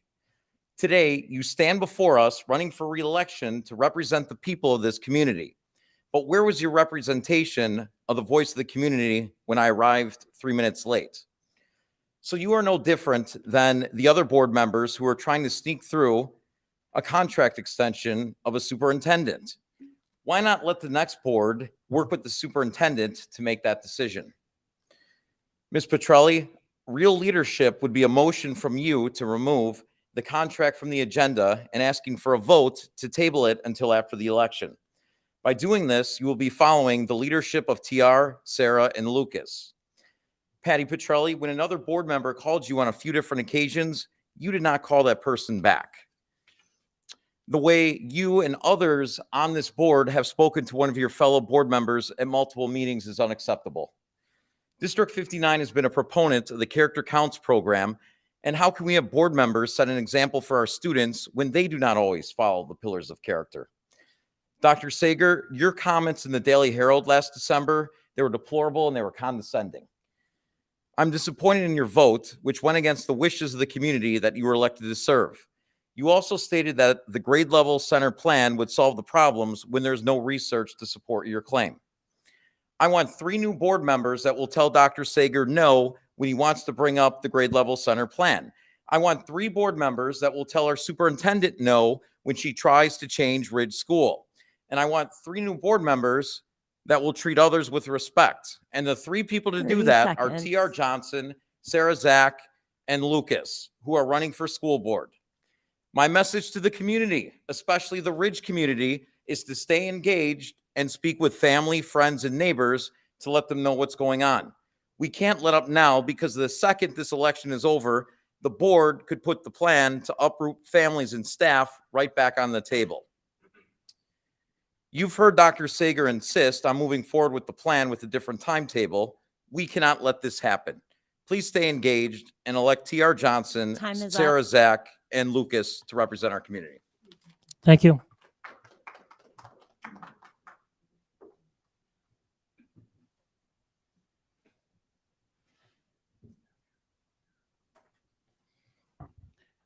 I'm sorry if I'm going to pronounce it wrong. Mike Caveney.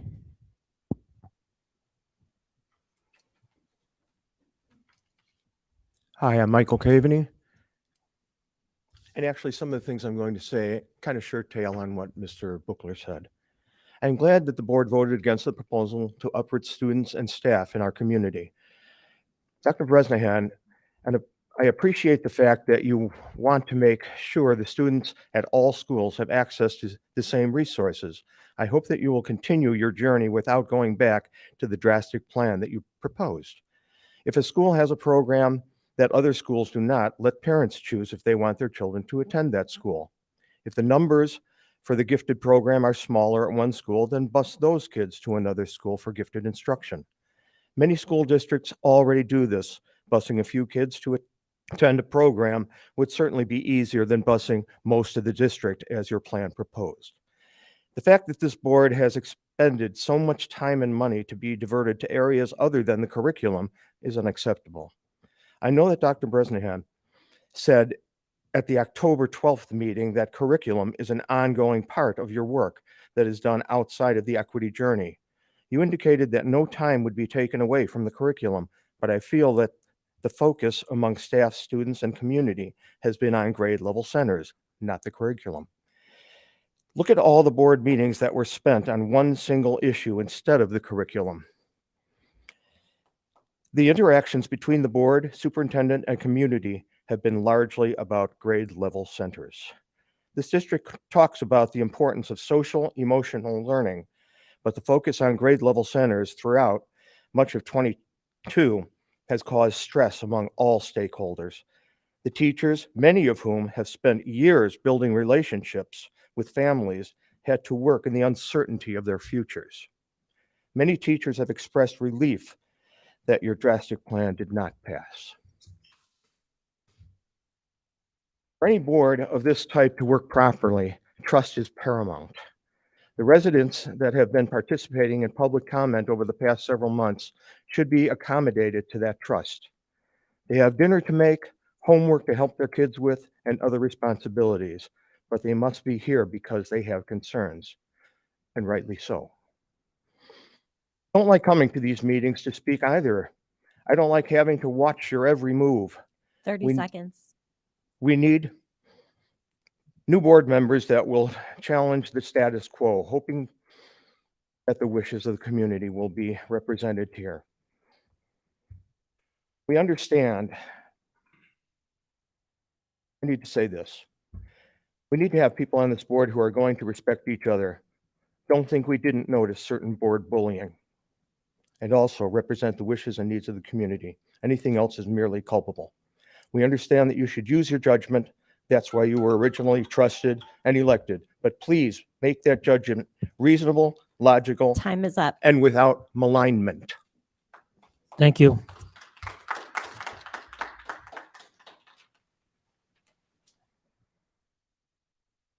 Chesney?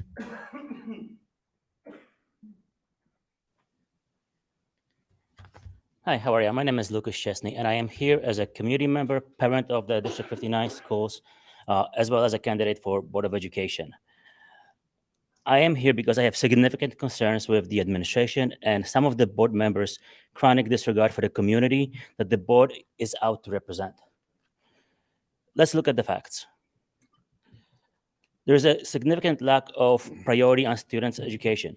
Why do I say it? It's not about there is something going on. It is because we're taking years to implement a curriculum that should have been done by now. It took us years to select something to pilot. It take us years to implement any of the subjects, and we're stacking it up on top of each other. In that pace, my kids will be in retirement by the time you're done.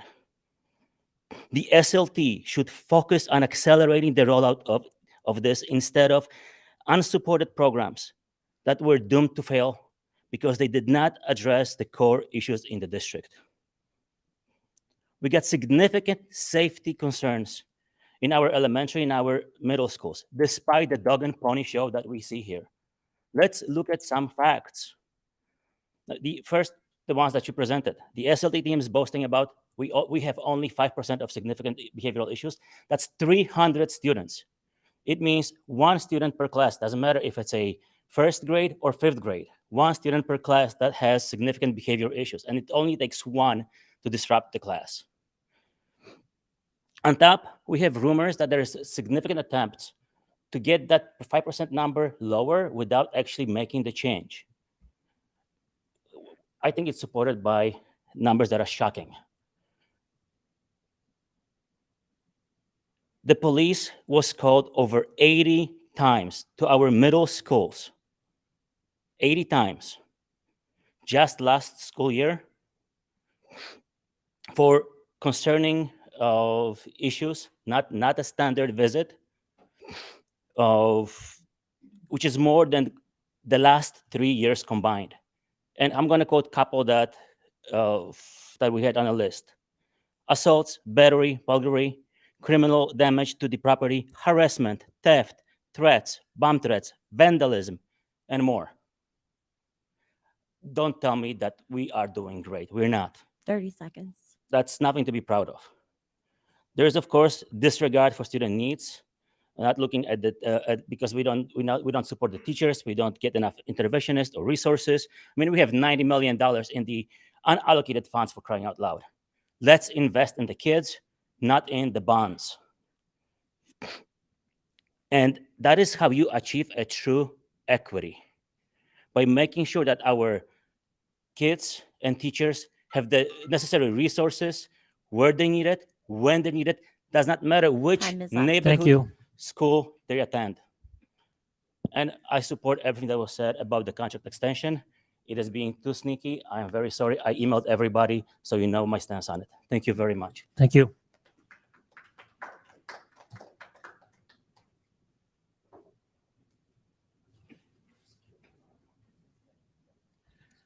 Scott Tucker.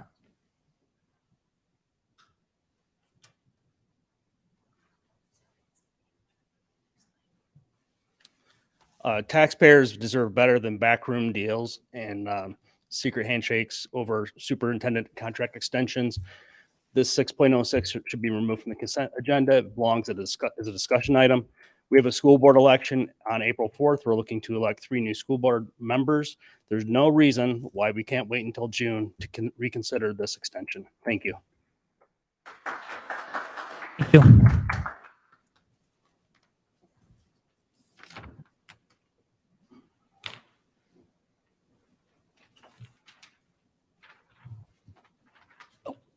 Yeah. Oh, Scott, you wanted a follow-up? What kind of follow-up are you looking for? Well, we're gonna have a vote on this, and there'll be discussion about the contract. If you need more, can you just email superintendent if you need more information? Okay. With that, item 6.0 on the consent agenda, can I have a motion? May I speak before we vote on this? Are you going to talk about we can have the motion in the second, and then we can have the discussion on it before we do the voting. Is that what you want to talk about, the contract extension? Yes, I do. So and also a reply to the people who. Well, let's have our discussion. Let's have the motion and the second, and then we'll have our discussion before we take the vote, like we always do on an agenda. Is that okay with you, Mardell? I just wanted to be sure that we get this accomplished. Yeah, we'll be discussing that. Okay. Could I have a motion then? Yeah, I'll make the motion then. Be it resolved on the 13th day of March 2023, the Community Consolidated School District 59 Board of Education approved the consent agenda as presented below / amended. 6.01, approval of meeting minutes, prior minutes. 6.02, distribution resolution. 6.03, acceptance of financial reports. 6.04, acceptance of recommendations, human resources report. 6.05, approval of 18th month or older closed session recordings. And 6.0, approval of Second Amendment and goals to the superintendent's performance-based contract. Do we have a second? Okay. So now we'll open it for discussion. Okay, I received quite a few calls and investigations this past week from members of the district. Could be some of you, I don't know who I was talking to. But the big thing that seems to be the problem right now is that we are putting the contract of the superintendent on the consent agenda. And I agree, because I don't think it belongs on the consent agenda. I believe it belongs on regular agenda and should be up for discussion. So I would like to take it off of the consent agenda so that we can continue with the consent agenda. Okay, well, let's have a discussion first, and before we vote, we'll see but we can also pull it at that point after a discussion. How does that sound? I'm You not want to sure pull it? You what want to you pull it right said. now? Or do you want to pull that now and then have our vote on the other items, and we have the discussion about that one? That sounds fine to me. Okay. So then I will make a proposed motion, I'll make the motion again that we approve we approve the consent agenda except for item 6.06.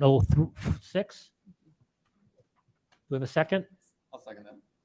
Okay, anybody have a discussion about the other previous 5 items? Okay, roll call. Espino, Aye. Lang, Aye. Vancia, Aye. Petrielli, aye. Reed, Aye. Sager, Aye. and Schumacher. Aye. And the motion passes. Okay, so now we will have a discussion about item 6.06, the approval of Second Amendment. Would you like to start? Would you like to start? Motion on it first, right? What's that? Do we do a motion on it first? Yeah, sorry, can we have a motion? I'll go ahead and make that motion. Long as I'll make the motion that we approve item 6.0 of the consent agenda, approval of Second Amendment and goals to the superintendent's performance-based contract. Do we have a second? And then we second, then we have a discussion. Yes. I'll second. Could you I'll be repeat the what it is secretary. exactly we're voting on? Just 6.02. 6.06. Well, we're gonna have a discussion about it first. Because as you requested, we pulled that agenda from the consent agenda. We approved 6.01, 6.02, 6.03, 6.04, 6.05, We're, and we pulled 6.06. we're approving all of the consent agenda with the exception of 6.06. Yes, and now, So, and we already did. That's what you just voted on, yeah, Mardell. so Now we're now opening the Discussion discussion on on 6.06, which is the superintendent's performance-based contract. Is it okay if I open this with some clarifying points? So, first of all, I want to express to the public that there's zero intent on behalf of the board to change the timing in any way of when this would normally occur. The board will typically get notice around the December before the year before end of term. So I guess what I'm trying to say is the board will get notice about 18 months out of contract expiration from typically the superintendent and the lawyer for the district to say, we're 18 months out of the end of term because it is the customary practice because of how long a superintendent search takes and because of how significant a position it is to a district. It is customary to always have the contract at least 1 year out. And so that is why starting in December, we are thinking about not dropping below 1 year from the end of extension. So this board, as it is required to do, has the conversations in closed session because it's a personnel matter. I've heard reference to the special meetings in the past. I recall those because it was right before I was elected and I was not on the board, but I was paying attention to those. And I believe those were held more in the context of the superintendent's evaluation. Yes, the contract extension was part of that, but there's no reason we need to hold a special meeting to make this decision. It's a closed session matter. And this has been discussed multiple times in closed session among the entire board. There's been communications and negotiations with the superintendent, with lawyers on both sides. So there's zero intent to change the timing. Neither is there any intent to hide the ball from the public. The contract and the provisions of it are included on the agenda. Now, I respect the opinion that putting them on the consent agenda could have made for a bad perception. And I certainly personally apologize to anyone who perceived that as us trying to sneak this in. That was not the intent. I think the rationale was the board has had a full rigorous discussion of this point, a full negotiation, and we're ready to move forward with this. So those are my thoughts on the matter. I'm sure that other board members have statements they want to make. I just want to add one thing. Thank you, Courtney, for explaining that. One other thing is part of the reason why this contract is extended the year before last year, the superintendent contract, is because of hiring of principals and of staff, because a lot of staff and principals and other people look at the contract of the superintendent of who they may want to work with. So that is I won't say it's an enticement, but it's something that the staff needs, that reassurance that the superintendent will be around if they are hired or being considered, or if they are considering other positions outside of the district. Yeah, and I'll add that, just my own 2 cents. One of the main functions of the Board of Education is to hire and manage the superintendent. The superintendent is an employee of the Board of Education. We've been having these meetings December, January, closed sessions. So when everybody goes to bed and turns off the YouTube, we're still here having these discussions. And I also want to make it very clear that the amounts, the salary amounts, what is in the contract today as far as what the increases are and how that functions was discussed in detail amongst all of us. And there are no surprises as to what was agreed upon, what authorization the board gave to Randy and to Courtney as far as the negotiation items to have. We were all well aware. We all had the information. We all discussed it. And we were all in agreement as to what that, like I said, what authorization they would have to take to the table. We take all factors into account. If it's public comments that are here in the building, it's what happens during 9 to 5, it's what happens during the school, it's the way we look at multiple areas when we assess these decisions, these employment decisions. So that's what we need to do. That's what we take very seriously. And that's a job for us to do, right? We were elected to make these decisions. We will make these decisions. The new board, when they come in, they will have the opportunity to make decisions when it's their time and they're sworn in to make those decisions. We're voting on curriculum later today. Very important, very important. No one's telling us to put that aside and let someone else make that decision. Very important decision that we will make tonight. So it's one of those things that we, like I said, we take it very seriously. We take our roles here very seriously. And we put in a lot of time into the decisions that we make in closed session, because that is where those negotiations and discussions take place. I'd just like to follow up quickly. In my case, I understand what you're saying, but my problem is putting it on the consent agenda, because it's not something that should be on the consent agenda. I think it can be, and nope, thank you. It can be. We probably should not have, and that was an oversight on both mine and Courtney's. When we reviewed the agenda last week, that's on us, and we're sorry about that. But we have now pulled it out, so we have a discussion on them. So I'm hope that our mea culpa will help work so we can get a vote on this and a discussion. Well, as long as you take it off the Yeah. consent agenda. It has been taken off the consent agenda, Mardell. It's fine. So now we're having a discussion. Do you have any questions, comments about it? No, I don't. Okay. I do have to say that I did check districts around us and what their compensations are, what they are doing. I don't think we're over and above and beyond in any incredible way. I think we did. We discussed it. We talked about it in great detail. And it's in closed session. We were here for hours, and it's not something we take lightly. It's spending taxpayers' money. It's spending money that needs to go to where it's best used. I mean, we don't take away from the kids just to pad the superintendent. That's not the intent. We're paying our employee, and we're hoping that everything that we're doing is in the ballpark. So we're not, when we're put under that microscope, that we're not being judged too harshly, because it's tough being in this spot. It's tough sitting here. You don't understand unless you're sitting here.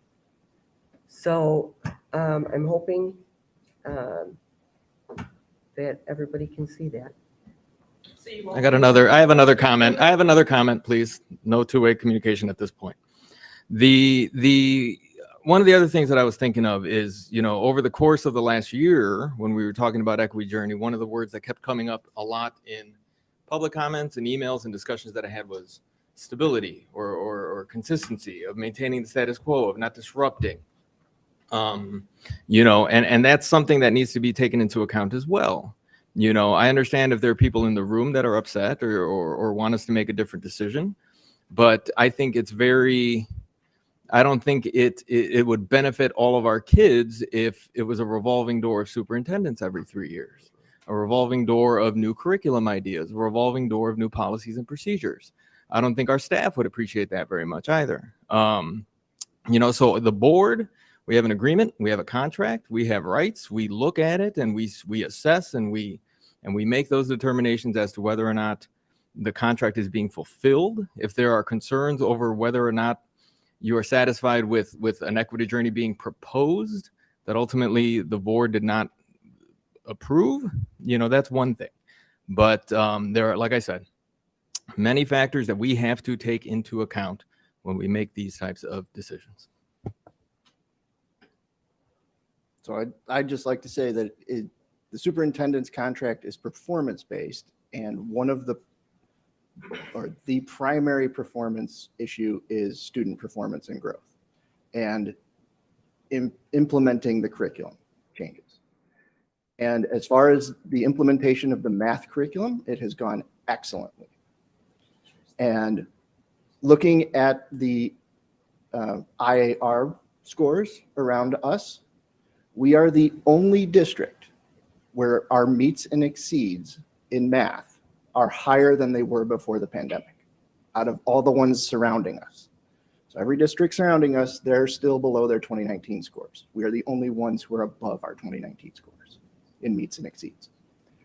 That shows me that the implementation of the math curriculum has gone really well, and I want to see consistency in the implementation of the ELA curriculum over the next 3 years. And I think that is primarily, for me, it's about results for students. It's in March, right? What's that? Our curriculum, our ELA it's March. ELA is now. It's been soft Yeah, rolled out, March. and we are buying it today.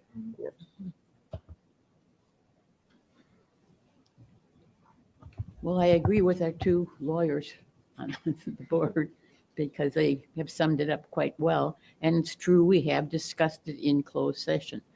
And the only thing I wanted to be sure was that we didn't put it through without any.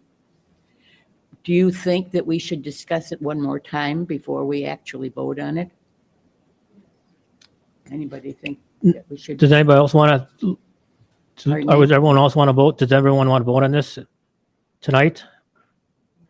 Yeah, I think I we think should. we We've could- had Yeah. closed session discussions. Yeah. We've had Okay, we've had multiple discussions. closed session. All right, so I think, are there any more questions or comments or items they want to bring up? Okay, we have a motion and a second on the consent agenda, or the agenda item 6.00 amendment of second amendment, approval of second amendment goals to the superintendent's performance-based contract. Shall we take a roll call? Okay, roll call. Lang. Aye. Oh, Mancia. Aye. Petrielli. Aye. Reed. Aye. Sager. Aye. Schumacher. Aye. Espino. Aye. And the motion passes. Thank you. It's ridiculous that you feel that she merits an extension. Please don't forget 2019 scores. Thank were you. far Thank you. below. Okay, item 7.0, discussion item 7.01, resource allocation plan. Is that you, Ross?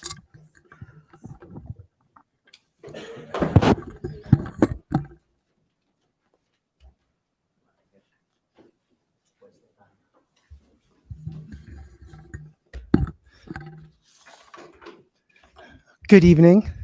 You may recall that we had a presentation last month as part of our annual resource allocation process.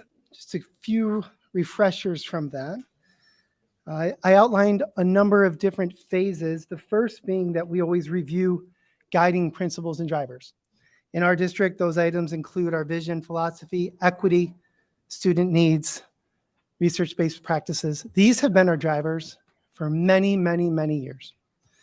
I also showed you that we are in phase 6 and 7 of this 8-phase plan where we have gotten input from our building administrators. We are looking at our enrollment needs. We are looking at our student needs. And now we're looking at what resources we have internally. And then we look to see if there are any gaps that require us to recommend additional staffing. That is what I will walk through tonight. But you may also recall a couple visuals that stood out. One was how different our classrooms look and how our student enrollment has decreased over the past few years and our staffing allocation has increased. And that is partly because of the items that we will not go over again tonight. We have presented those in depth through the Equity Task Force, which, as a reminder, was an entire team of stakeholders who was presenting that plan of both staff and parents and outside resources. So with that, we have these 8 identified tiles. Right now we're talking about resource allocation, but I have to remind myself that that is really not one tile. It's impacted by enrollment, it's impacted by class size, it's impacted by facilities. Most importantly, it's about student outcomes. You may recall when I showed that bar graph of the traditional way of every building gets a, it works great when every building has the same amount of kids. That isn't the case anymore. That's okay. Communities evolve, needs change. We have to change with them in order to take care of our kids. So our modern resource allocation process is not every building gets it, it's every student deserves. So that is the lens that I ask you to look through tonight when I present this information. And there'll be time for questions at the end, of course. Most importantly, if it's not every building gets, and it's every student deserves, then how do you determine what students deserve?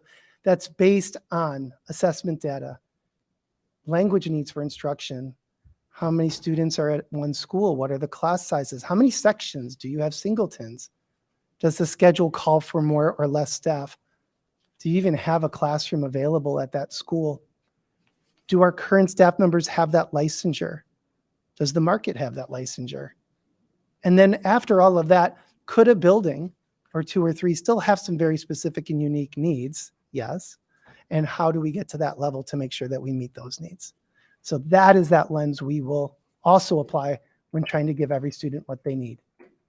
So for example, there are still some scenarios where our allocation ratio is per building. For principal positions, every school has that position. For classrooms, for an integrated classroom, general education, ESL students, we know our class range is 13 to 23. That's our target. For bilingual classrooms, we're required to have 90% smaller groups. That would be around 13 to 20. So that's a per student way of looking at what our needs are. Interventionists, that traditionally was 1 per building. Brentwood, Claremont has 450 some kids. They get 1 interventionist. Forest View and Joliet Low, they have 250, 80 some kids. They get 1 interventionist. That is not our recommended model moving forward. Our instruction department, our teams have been looking at specific student assessment data, linguistic needs, grade bands. Grades K1, 2 require different interventions, which require different group sizes, which means you may need more interventionists than you would a 4, 5, 6 intervention where you could have a larger group size. All of these details we are taking into account. Special education has actually been this way for many, many, many years. And then resource allocation, that's a paraprofessional assistant position, a vital part of our team. That also used to be 1 per building. And sometimes over the years that evolved to an extra position here or there. We're now looking at it for around every 200 to 300 students, we should be looking at an assistant. So maybe a Claremont and a Brentwood would have 2 to start, while a Forest View might have 1. But as I said earlier, when we do look at specific school needs, we will also address those needs with staffing resources as needed. So it's a multi-layered approach. That district level, what does each building need? And then we know that things can change during the year too. Students can continue to move in, and we look at those classroom levels. But for the board's discussion tonight, for my presentation, we're looking at that district department level. So here are the recommendations. The first is for the custodial group. And this year, between August and January, we've spent $150,000 on overtime just to provide enough relief coverage for our team members who are out sick or are out healing from an injury. With the size of our district right now, we only have 2 positions to be a permanent relief. So we have 2 positions on our team that are ready to go. They know our schools, they know our teams. That is not proven through the data to be enough to keep everything moving in a healthy way. So the recommendation for next year is to add 3 additional relief custodial positions. That would put us at a total of 5. And you can see the estimated cost with benefits for year 1. As you may know, but it's healthy for us to remember, these are reoccurring costs when we talk about additional staffing allocations. The next group is certified staff.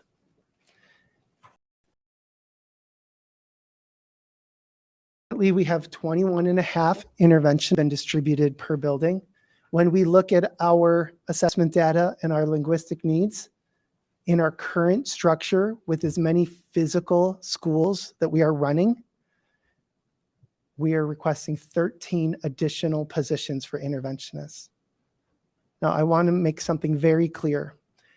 I shared this in our last presentation, but now we're seeing it. That number comes after our team looking at how we can reallocate positions internally.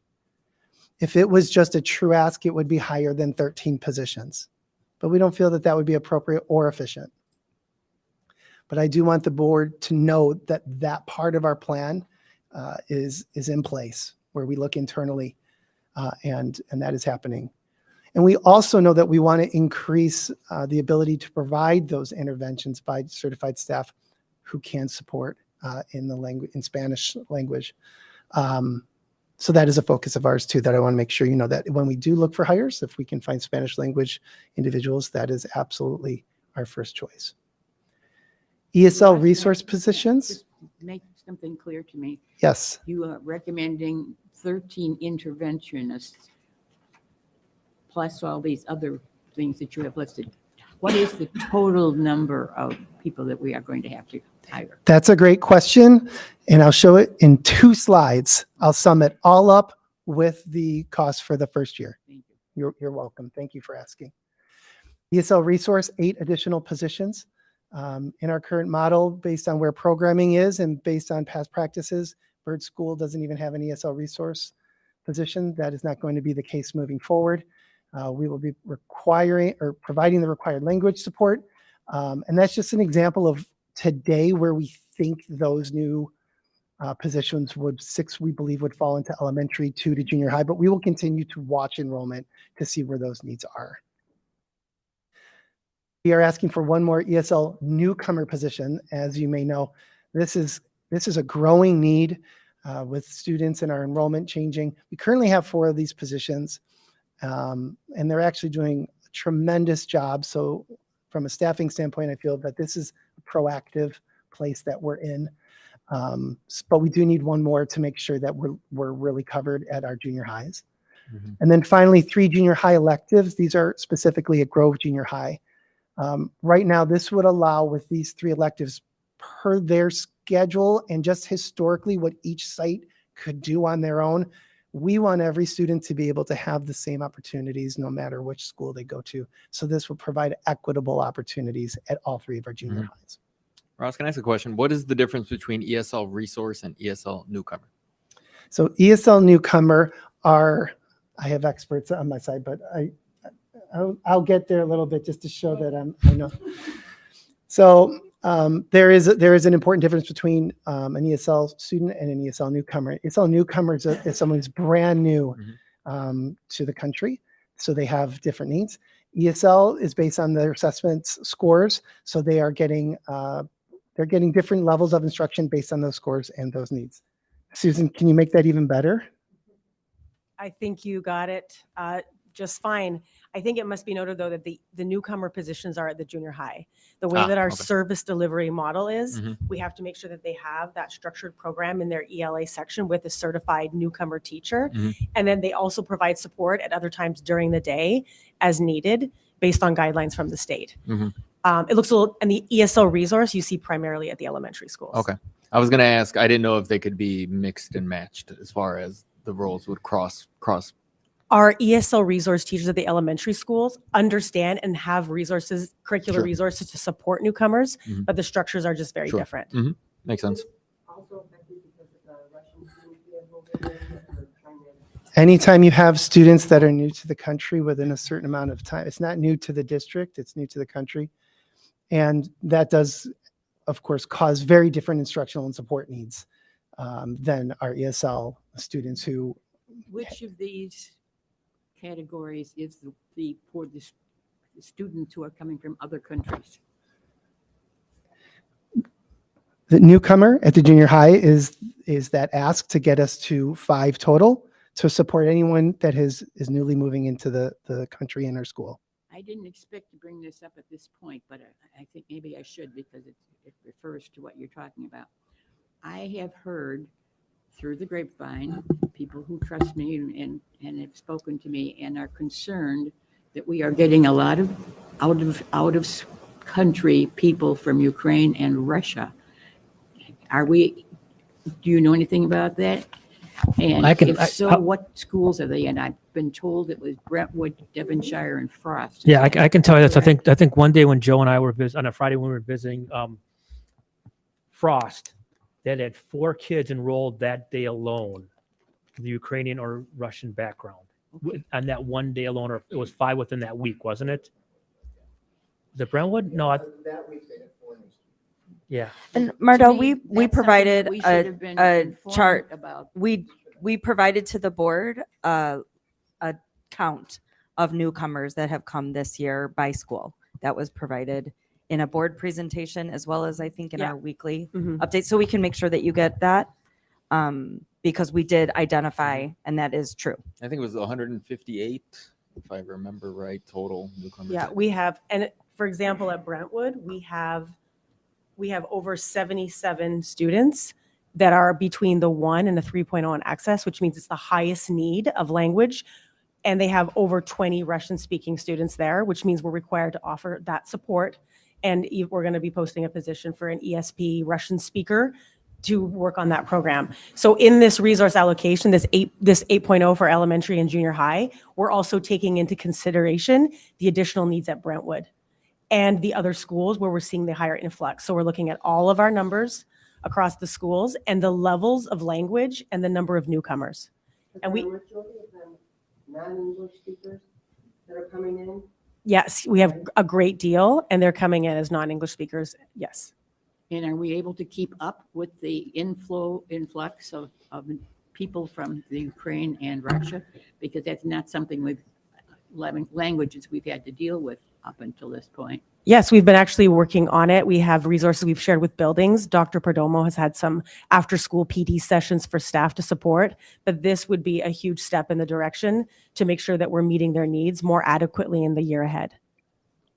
I wish that the administration, one of you, had talked to us about this previously, because I hate to hear something as major as this on the outside. Mardell Ross talked to us last month about this. From perspective, they were looking at the plan, they were looking at what we need for thing, and he had talked about going from the school-based to the student-based model, and they were going to be proposing something at this meeting. So it was discussed at last meeting. I think you missed last meeting. Well, I was out sick last Yeah, week. that's right. And you were too. Yeah. So sorry you couldn't make it. Yeah, I'm sorry I couldn't make it either, but I couldn't make it. While we're on this slide, we've got an increase of 13 interventionists, and it says increase interventions in Spanish. Is that all Spanish language certified interventionists, or is it a mix of? That is a note to show that we need to do our absolute best to hire more Spanish-speaking certified Certified, interventionists. not just. This is for certified. Okay. Yes. When we have needs that exceed what our certified staff can provide in Spanish language, we do utilize teaching assistants. But the absolute best practice that we want to go after is hiring with. Right, and I would just point this out because in the Spanish language dual program, that is a more common practice than we have in the gen ed classes. Yes, I would say that we also have different, with our different size schools and our different resources spread out, we have some of those interventions happening within the classroom by their classroom teacher, and other schools, the resources are spread more, they're just spread out more. So we know that's a need, and that's why we're asking for, that's a big number. We understand that, and that's why we're asking that to the board.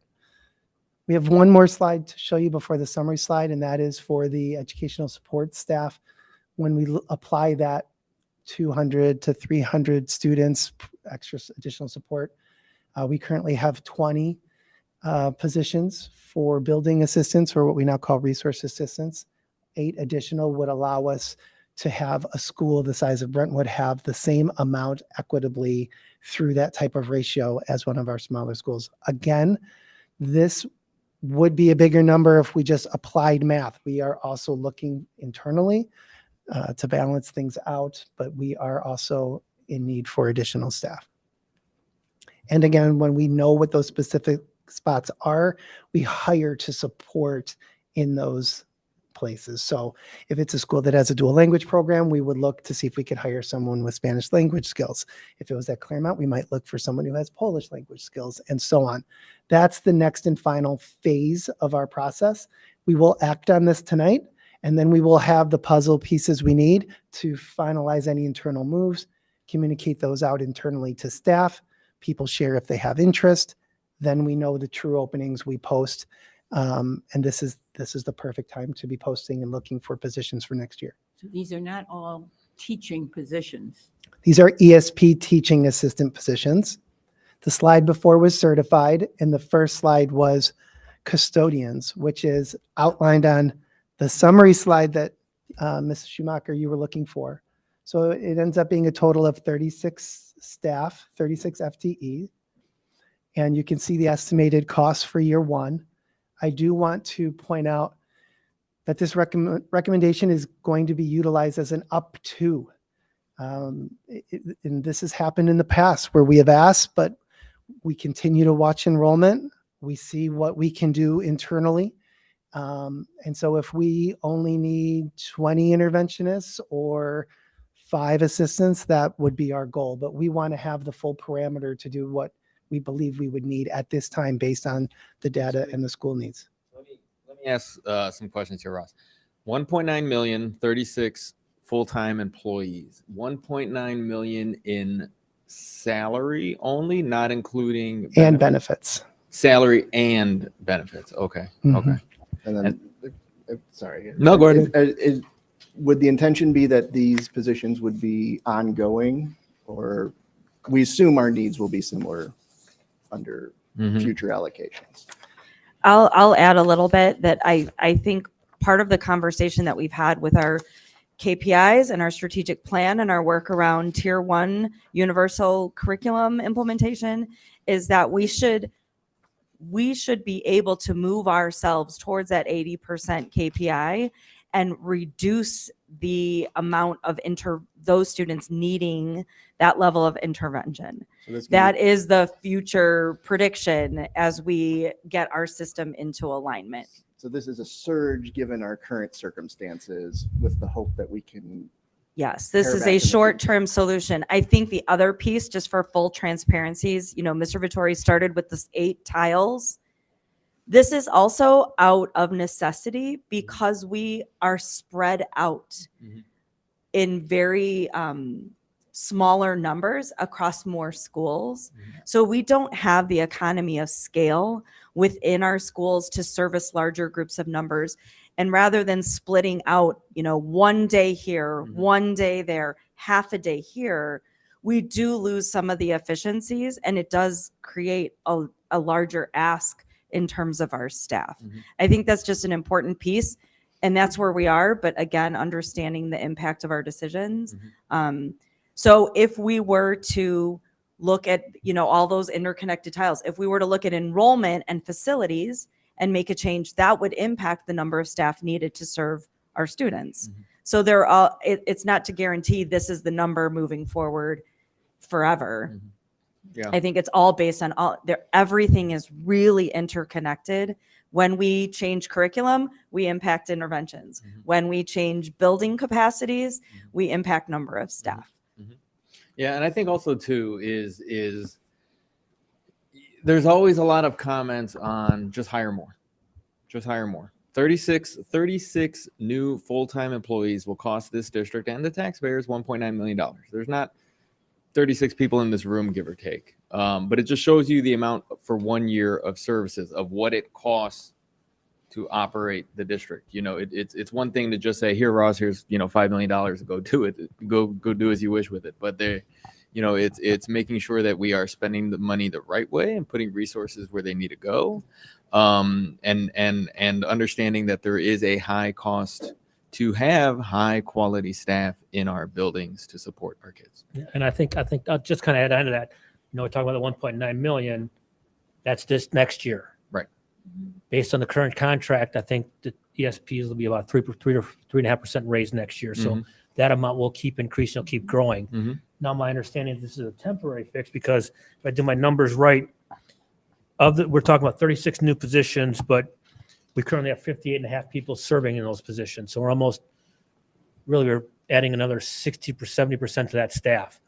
Now, my understanding is that many of this is temporary as we fix the tier 1 and tier 2, the tier 2 and tier 3 individuals that as staff retires, these staff members could be moved into teaching positions. Is that kind of like the long-term goal, or?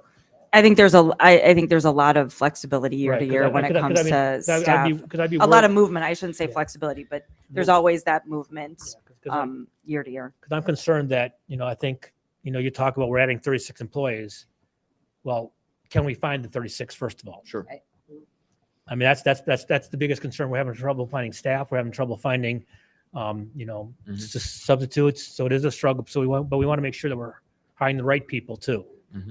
Not just anyone off the street. So I'm just a little concerned that by having kind of talked about this as temporary, which I'm assuming it's not, because I don't think people want to come to a district temporarily. No, I agree. And I think that there's a cost to hiring staff, right? But when we look at our retirements, when we look at our shifts and movements, I think we're building in some of that capacity. But this is a short-term plan because we do not currently have a long-term solution. I think we just have to be really aware of that. We don't have a long-term solution to fix the enrollment and facility usage situations that we have in front of us. This does not fix it. So we are going to be investing and creating other side effects and maybe some unintended consequences to these actions because it's not part of a long-term plan. And I appreciate a moment to define temporary, meaning I don't know what the needs will be in a year. I don't know what they'll be in 2 years. I can look to the past to try to get a trend. And I shared that with you last month and I refreshed our memory today. We may need to ask for more staff next year if I were to look at the story the data is telling. That isn't our intent. These aren't going to be posted as temporary. And yes, we will absorb staff through retirements. But Mr. Mancia made a point earlier as well that we are looking for stability. We want highly qualified staff. We heard a wonderful comment from a new teacher and how amazing our professional learning is in District 59. That was at a Wednesday PLT. All of these staff members will be new to our system. So we need to get some consistency. But this recommendation is being brought to you because it will be a better plan than this year to continue to go after our goals. But but I just feel in full transparency, that's a big number of FTEs. It's a big cost. This is compounding. And we do need to start looking at long-term planning if we want that level of stability. But for now, this is the best short-term solution to be able to keep our momentum going with our student outcome progress. Can I ask if this includes, like, we had a little bit of a conversation about like a district-wide substitute. Mhm. Is this a decision not to have that person, or would one of these people theoretically also serve that role? Thank you for asking that. I did pull that outside of this just to not confuse, and quite honestly, still not quite sure what the conditions will be to know what that number would be. But we were, if that solution would be something we would want to entertain. But we are also looking at other ways to provide coverage, again, internally. And when we look at potentially, if the board approves additional resource assistance with those 8 positions, we could look for individuals who have their sub-license, who know while we're interviewing that this is part of the role that we would need support with, which I think is a very different experience than someone who understandably takes on a job to be an assistant in this capacity and then is being asked to do something different at a frequency that is different than what they were envisioning. So technically, it is not part of this, but it's being thought of so that we can maximize all of our positions. And Courtney, I'm really glad you brought that up. And just one of my thinkings around our substitute, that is the area where we do have a shortage. We don't have a shortage of candidates for almost all of our positions, which is really great. But in the sub area, they are just very limited. We also have a large number of absences on a regular basis of a district of our size. So we have a lot of positions to fill. So part of me feels like that is going to be a very small Band-Aid on a really big cut. To just have even one per building would not even get us really to where it would make a huge impact. I would actually like to spend some time. I know that this has come up in the community and, you know, in the candidate forums. I would like to take a deeper look at what our absenteeism is, what our substitute coverage is, and what that reality is, because I don't think everyone has a clear depth of understanding. And I'd rather create maybe some more strategic solutions to that, involving multiple stakeholders, because we are not alone in that, and we are at crisis levels. I think just as a you know, a state, as a nation, and when it comes to substitutes. Sorry, when you refer to absenteeism, that's not student absenteeism. Correct. Staff Okay, absenteeism. okay. Yes, sorry. So we need to provide somebody when people are not here. And we're limited with our options on how to do that. And there's so many factors that go into why people are absent, right? There's life. We just coming out of a pandemic. There's been a lot of things happening. So I want to just look more holistically rather than, to Robert's point, just hire more people. I think it's just something worth doing a little bit deeper dive. I like the idea of attacking it that way, because that would also give us a chance to look at, is it, you know, certain months where there's more absenteeism, or is it a steady issue, that sort of thing. Yeah. And it also reminds us of our goal of student outcomes. If we had 1,000 substitutes ready to sub tomorrow, our best learning and instruction happens when our students are with their teachers. Life happens, we want to support that. But the approach Dr. Breshnahan just provided is really the clearest way to say what's best for our kids so we can support our staff, but continue to go after our student outcomes. So this is something that will be, it's an action item later on. Are there any other questions that I can support the board with? I'd just like to comment on our total financial picture, which Mr. O'Connor, I think, does a very good job with, but I'm hoping that you're watching all of this, because his total down here is a really big one. So I'm obviously going to vote in favor of it. That's all fine and dandy, but I think we're going to have to watch it very carefully, because we're probably going way above what you've already budgeted, and that bothers me. Ms. Schumacher. I was brought up in a household where I wasn't poor, but we didn't buy anything unless we had the money for it. Period. That's the way I was brought up. Very conservative. So I'm nervous when I see these huge amounts that I don't think we have. And I'm wondering where we're going to do the cutting, because we're going to have to do some cutting. I think we'll see that in We'll see a big cut later, 7.03. but But is this to also, could this not also help offset some of the, like when I was looking at the human resource report for this month, and I'm looking at the 20, there's retirements, there's all this, that we need to replace those people. So this could actually help offset that in some way, could it not? Actually, not the case. These are additional to those positions. So you still have to fill those as well. If someone retires, we fill that spot. Yeah. What this action is additional spots. So this doesn't mean that we have to hire 36. If the board acts on this, doesn't mean we have to find 36 individuals. It's 36 individuals plus everyone who is resigned or retired That we have to. or on a leave of absence.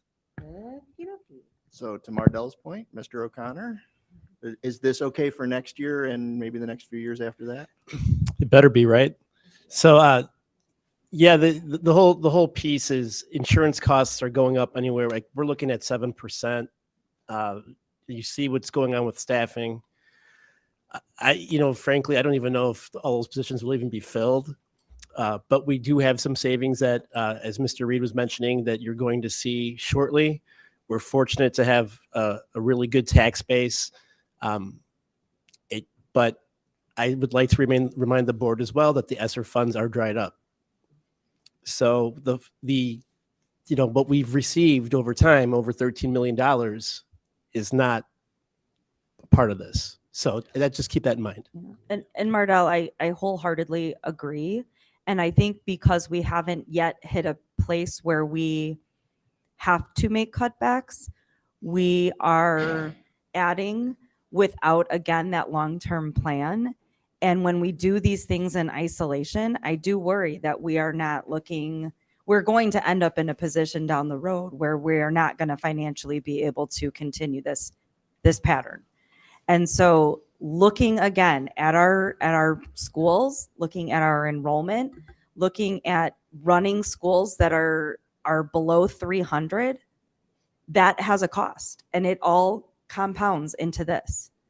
And right now we don't have to say, do we want this or this? Right now we are having it all. Yes. But the conversation and I want to just openly say I was never for grade level centers. That was not the discussion, and it got lost in the narrative. The whole part was going to those 8 tiles and finding a holistic solution so that we could do all of this for kids without having to take away. So now I'm totally on board. We do not even ever have to say grade level centers again. I will reassure the audience. We don't ever have to say it again. But we do have to still address what the issues are. Yeah. And whoever is in these chairs come May, after the elections, they are going to be faced with those same hard questions. And I would like to collaboratively work to address them, because we got so lost in focusing on that we're no longer talking about the actual real issues that we have. And we're going to, later on tonight, we're going to talk about Brentwood. It's overcrowded. We're going to have to address it and have a plan to sustain it. So I really appreciate the conversation tonight about this, because this is a really big ask. This does not make me comfortable. This is less than what we originally had. If we really said every single thing that every child needs, it would have probably been double this. When we ran it in the old model of every building gets, the ask would have been over 70 FTE. But so we did some cutbacks here. We think this is really going to give us the best gains for our students in a short amount of time. But we have to, at the same time, work for that long-term view, because financially, this is not going to be sustainable in the long run. And you've mentioned a couple times tonight a long-term plan. I think it's time we start looking at things long-term because we can't necessarily have everything we want right now and whatever. And I believe that if some of these things happen and people retire or leave or whatever, we won't necessarily be replacing them. We'll be doing other types of work. Correct. To get it accomplished without actually replacing anybody. That would be the strategy in the short term. But we do need to invest in a long-term plan. Any And questions or listen to comments? Mr. O'Connor whenever. I it's always in, I always talk to Mr. O'Connor before I put a number on a slide. Absolutely. Any other question or comments? I'm going to make a quick change. I want to move item 7.03 up, the transportation bid. Just to move that in front of 7.03, because we have a couple people that are here to listen in that discussion, make some comments if possible. So with that, Mr. O'Connor, you want to come on up here? Absolutely.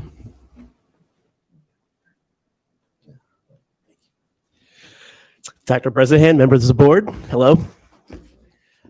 Mr. Reed is referring to our transportation bid that we've received for Reg Ed and Special Ed.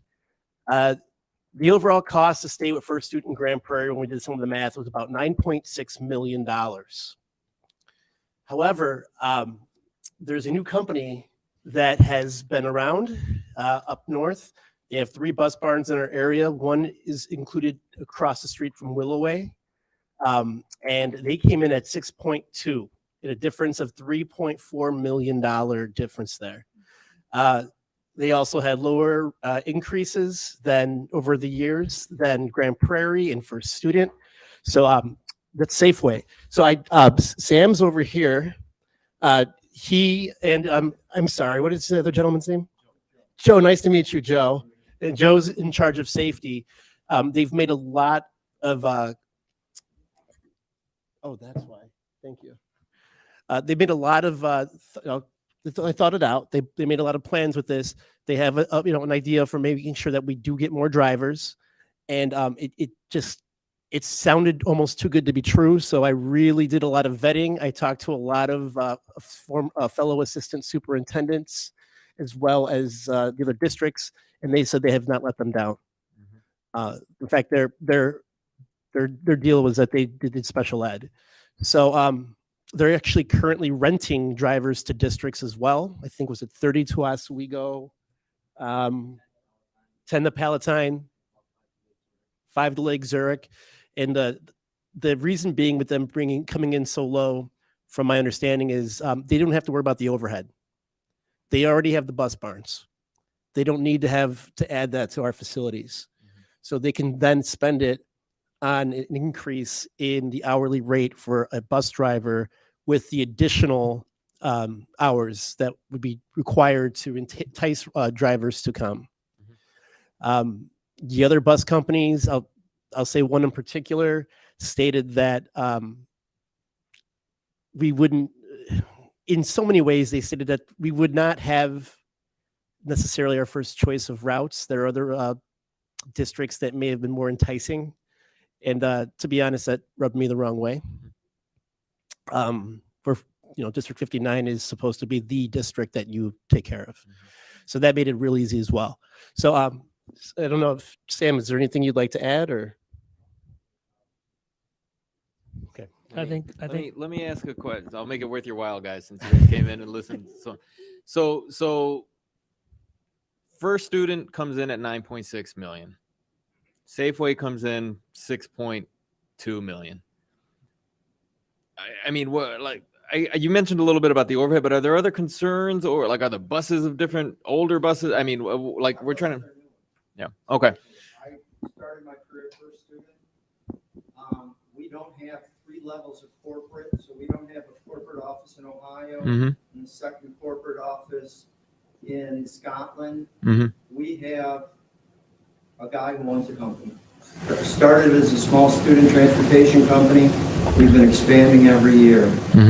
We've cracked the code on getting drivers, meaning we have a system in place that brings more than enough drivers. Right now, In our Oswego office, we're lending out 20 drivers to different locations, and I have drivers sitting. So that it's a function of being able to provide that economy of scale without the overhead. Okay. I will say at the Facilities and Finance Committee meeting when that was presented and how they pay their drivers, give them extra hours, all that stuff, we were very excited and we're very happy that the due diligence then went through because it sounded excellent. But considering how hard it is for us to maintain drivers with our current And fill operators. routes. And yeah, so we have empty routes that are missing drivers. every In day. fact, as soon as Sam left, I told the Finance Facility Committee, I'm still not sure. I need to check on that information. And I did. And everything he said was exactly what my colleagues have said throughout the northern suburbs. Mrs. Petrielli, I can never guarantee something. But it's a very optimistic plan from what I've gathered. I think we still have to look at either consolidating routes down the line and or eliminating routes because I mean it's the reality of the world right now. Just because we have the money doesn't mean it's going to be there forever. And that's what made this also an easier pill to swallow. But we are doing our due diligence. We're trying to make sure that and I mean the savings of 3.4 million it's pretty substantial. Yeah. And I think their wage schedule and their hourly schedule will attract drivers that are in the area that were maybe working for a different company or that want to stay driving buses in our district. So we may, I mean, I'm just making an assumption on the case, but I'm assuming that we'll have bus drivers. Now, will we have them all? I don't know, but I mean, we're short of 8 or 9 routes a day. Or 14 routes a day. If we can minimize that even in half or, down to 2 or 3, it'd be great. The other thing to keep in mind, you made a great point, Mr. Reed. There are some of our other bus companies where the districts would be pitted against each other, and that's what we've dealt with this year. So if I were to go to First Student or to Grand Prairie or whoever and say, I'll raise the rate, they say, okay. But then those drivers at another district are going to see that, they'll jump here. Now that district's going to say, hold on a second, now we have to raise our rate. So it just became this competitive, situation where a lot of us had to sit behind the scenes and a lot of our colleagues were like, hey, we can't do that to each other because we're not going to win off this. So it was very, and if Safeway, they were pretty selective with who they were bidding on. It wasn't just where they did bid for all sorts of districts around the area. I think it was 2 in particular within our little cluster because they wanted to make sure they did a good job for us. Can I just ask one more question of Safeway? And I'm not real knowledgeable about this area, but is there any documentation just related to safety performance of the company, or can you speak to that? I'm an Illinois State School bus instructor, so I teach the class that teaches people to drive bus. I had the safety program. We use the Smith system, which is I want to say world-renowned driver training program. We have on-demand cameras like in our vans. I can pull up an app on my phone, hit a button, and see what's going on in van 201. Literally live feed. We know where the drivers are going. We use it. That information is a teaching moment rather than a punishment moment. I'm not looking to go, oh, I got you. I'm looking to go, we noticed you were having harsh driving events, harsh turns, and we correct the bad behavior. We've got an excellent safety record. Our buses are substantially newer than most companies because we've just bought them. We're expanding like crazy, so we're buying newer buses. As most private vendors do, we buy buses off lease when the districts have them, but that's a simple economic reason. And we know that the buses were cared for by districts, so they're in good shape. Does that answer your question? I appreciate that. And Mrs. Lang, but part of the bid process would be disclosing, like if you lose a contract in the last 5 years, what kind of accidents or issues, and we Google, I mean, because you know how things are, you find all sorts of stuff. But I think the buses were about 2018 or newer. So, Mr. O'Connor, then next month, it'd be up for approval of approving the bid with Safeway for a 3-year deal? Is that what we're looking at? That is correct. Okay. This is just the 1 year, but we were blown away by not only that, but the due diligence, flushing through anything, and it seemed good. And I just want to clarify, because we just had a discussion about spending $2 million extra dollars, and it looks like we're saving $3.3 million. But for those of you who are not on the Facilities and Finance Committee, because we get partial reimbursement from the state, this saves taxpayer dollars, but not necessarily our budget dollars at a 1-to-1 value, right? That's So correct. I just want to be clear, we don't have an extra $3.3 million next year. Correct. Good to know. Oh, Dr. Sager, you and your numbers. Thank you, Dr. Sager. Are there questions or comments? Thank you, by the way. Thank you. Thank you guys so much. Sorry, if I would have seen you earlier, I would try to move you guys up. I didn't even see you until later. Yeah, Mr. Reed asked me to move them forward. I said no. So I did it on my own. Just remember that. Thank you. 7.02, the 23-24 school year bus fee. Yeah, so after looking at our numbers, we were seeing 7 students have chosen to pay for their services thus far. We're looking at a 6.1% increase to make it $525. And this is just for the kids that live close enough to school that they're not eligible, but the family wants to sign them up for bus fare. Yeah, and we've seen kind of a trickle or a reduction in that. So, I mean, who knows how many kids we'll have. I think the most we've seen is 13. Yeah, And it's only if there's an available spot on an existing route. Yes. Yep. And they need to go to an existing bus stop too. So we're not adding any additional bus stops. We're not adding any additional buses. If there's room, they're allowed to. So this talks about the mile and a half, but also talks about dangerous intersections too. Right. So we're not going to provide new bus stops. No. use They have to go to an existing bus stop on the route. good. So in most cases, I'm assuming most people are living with like a mile and a quarter from it, and they walk a quarter mile the other direction to get on a bus stop. Is this paid up front at the beginning of the year? Did the parents pay this up front? They do. And if they stop using it, do we refund the partial? Yeah, we'd figure something out. Yeah, definitely. We'd prorate it. Any other questions or comments? All right. 7.04 asphalt bid for Salt Creek and John Jay. 7.04 and 7.05 are similar, but they're only different because they were both bid out separately. The bids are opening today, so I couldn't tell you what the numbers were. And even if I could give you the numbers, we haven't done background checks on whoever won them. So what I'd like to do is talk to the board about giving you some feedback saying, just so you know, we opened bids out, and then I would probably like to move it to approval next month, but we will be doing our due diligence like we do with all vendors. Let me ask you, why are they separate? I have to talk to Mr. Tiarina about that one.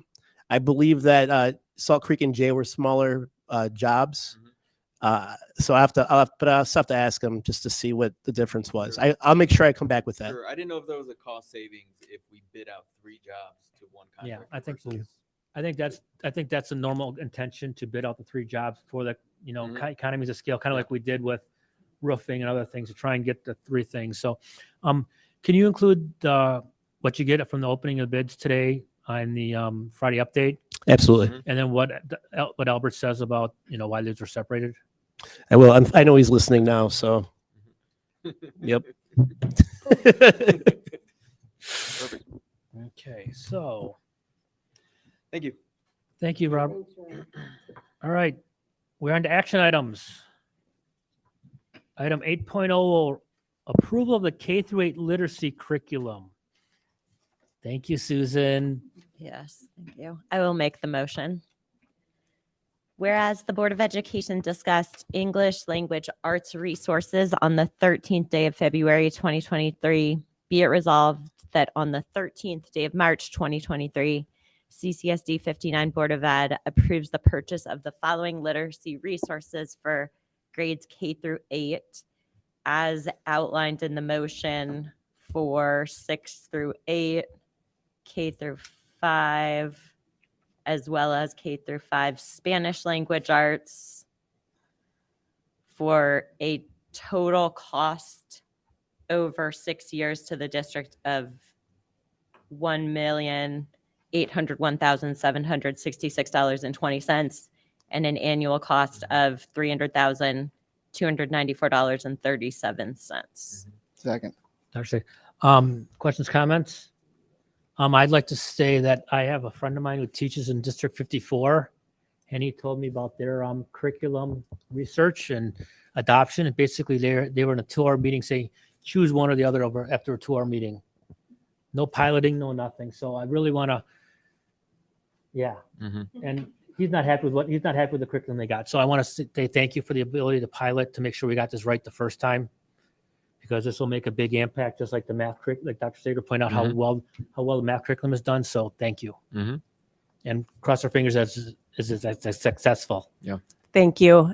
And I want to thank Alyssa, who has been Sorry, working Alyssa. and leading this, and she's thinking it out tonight because this is a big night for us. So Yeah. thank you very much for the support through the process. And again, thank you to all the staff who have participated. It has been an excellent experience for And everyone. I think people may cringe at the cost, but it is over 6 years, and it is curriculum for our students to improve them, and that's what we're here for, is instructing our students and teaching our students.